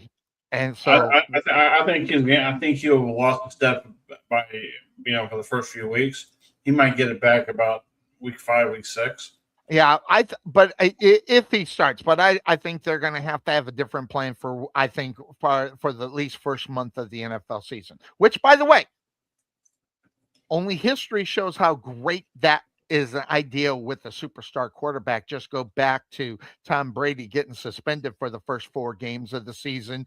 So he didn't have all that preseason. And then the first 4 games wins the Super Bowl. It's just a great setup for the Kansas City Chiefs to come back and do what they're going to do. What's funny about that? I was at the first game he came back. Was it against Cowboys? Yeah, because I told everybody I would never go to Cowboy Stadium unless WrestleMania came there, right? So my half sister, Sherry, who lives up in Washington D.C., she's a big time Cowboys fan, loves the Cowboys, and lives in the enemy territory for that matter. Right. And me and my other half sister Laura, we all talked to each other. We all never been in the same room together. So the idea was we all come down during Texas OU weekend. That's the same weekend that Cowboys are playing the Patriots. Sherry bought Cowboy tickets for us, 4th level, 50-yard line tickets. Spent a ton of money. Not bad. Not bad. So I go to this thing. I'm looking at it, and they get this big-ass TV screen right there. And I'm like, this isn't football. I mean, I can watch TV at my house. I mean, yeah, exactly. And then at the beginning of the whole stadium was built on, hey, take a look at the big scoreboard, because they're like, hey, did y'all go check out Eric Gentry downstairs singing his country music? Go check it out right now. And I'm going, who the fuck is Eric Gentry? Exactly. and that guy, this rare singer out there singing somebody else's songs. Oh, I passed him earlier. What the hell is that? But like, I remember going to that, and I'm going, like, the football field was taken, because I grew up at Texas Stadium, right? I grew up when the players came out of the locker rooms. Mm-hmm. Here's the Dallas Cowboys on offense. And they go through all 11 of the players. They all run on the vision. Now it's like this, ladies and gentlemen, the Dallas Cowboys, and they all come out and say, I'm like, huh? Ladies and gentlemen, the New England Patriots. At the 50-yard line, by the way, too. Yeah, it's not like, this is stupid. So, I mean, I remember going there and going, well, this took away my WrestleMania wanting to go see them. And they've been there twice since then. So I was like, no, just don't care to go out there. Again, I'll go see a Ranger game. I'll go see a Texas Ranger game out there, which is in the very same place where the Cowboys game is. Well, But basically across the street. I mean, they're right next door to each other. So yeah. Which, by the way, first time I went to was COVID graduation from my daughter's high school. I've been to one Ranger game and a Lady Gaga concert there. And I did one game. It was so hot, I never went back. And that was when I first got to Texas. But you did the old ballpark, right? The old one, yes, Arlington. Yeah, I love the old ballpark. Oh, I love the stadium. The stadium, because the stadium itself was baseball. Mm-hmm. This one is baseball, but it's indoor. And it was nice. It was August, and they're saying, "Hey, ladies and gentlemen, well, it's the Diamondback. It's the Diamondback. Inside 70 degrees. It's the Diamondback Stadium. It's the same company that did it. And when I walked in there, I was like, God, I feel like I'm in Diamondback. And sure enough, I found out later they are the ones that built it. By the way, when the Rangers put the Diamondbacks in the World Series, who are you pulling for? Well, I've never been a Ranger fan, so there you go. Even I lived there. What weren't you saddened? Said what was that? Weren't you saddened by that then, huh? Hey, what can I say? Yeah, that was. I mean, look, I hated Texas, man. By the way, I'm so glad I'm back here. Just so that you know, I'm so glad to be back in there. Yeah, I'm not even in Dallas, so I'm fine. But you did good. You got the hell out of Texas. Those crazy motherfuckers, all of them. Well, most of them. Oh, hey, I mean, if my daughter moves back to the United States, she moves out to Washington State. Might be making the trek out there. You never know. Hey, I wouldn't mind going there just for a. No, it's stupid too. They got everything up there. I wouldn't mind going on a 2-hour ferry ride. My brother used to do that all the time. He lived in Port Angeles. He had to take a freaking ferry to get to Seattle. So it was, that kind of thing. But anyway, we'll see. But hey, before we get going, just so y'all know, for those who are catching up on the back end of this show right now, and you want to see the first entire show, go to Sonny's YouTube channel. The show's already on there. But if you're a fan of my stuff, go to the Roll of Trey on Facebook and not Facebook, on YouTube. I'll have the show uploaded there within the later parts of the day, so you get a chance to watch same show on both channels. So feel free to. And by the way, I'll send you the ones they cut. I'll push that button and I'll send you the ones that they do. It's AI done. You do it better than AI, but I'll just send you those anyway in case you want to. I did it, and it's just my idea. I don't want to do it. My idea for the logo for this show would be to have the 4 of us that were here today sitting at a table, all representing our Stars Wrestle teams, looking at a TV screen that says free agency. That's what we did, and that would be kind of the genesis of what we talked about today. Yeah. So. Because the other one's just so random, you never know what the hell that's going to pick. Yeah, and having the same logo doesn't always draw the same viewers. So good, So I don't know if you checked out my YouTube channel. The pictures I've been posting for movies that I've been reviewing. I put me into them. I put me into the actual poster. I seen that. Kind of funny. Yep. I got one of Star Trek 4 where. The movie was them having to go back in time to go get humpback whales and bring back to the 23rd century. So I've got Spock and Kirk in a boat fishing for a humpback whale. I'm in there just going, oh my God, they pulled one. I like the one that you did with Jaws too. That was quite funny. Yeah. So again, it's all to have a little bit of fun, and hopefully we get those subscribers that can help us eventually pay for this shit down the road. So we'll see. Hey. So that's going to do it for us. I'm dead tired. I got some things to do too before I even I'm supposed to go to dinner tonight. So I got some things to do. So I'm going to go continue on this Sunday. Everybody have a good one.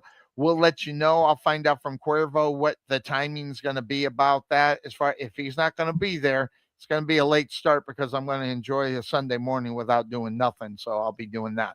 So that's going to do it for us, everybody. You have a good one. Take care. Thanks for joining us here on the Couch Potato Sports Show. Catch you next week. Bye-bye.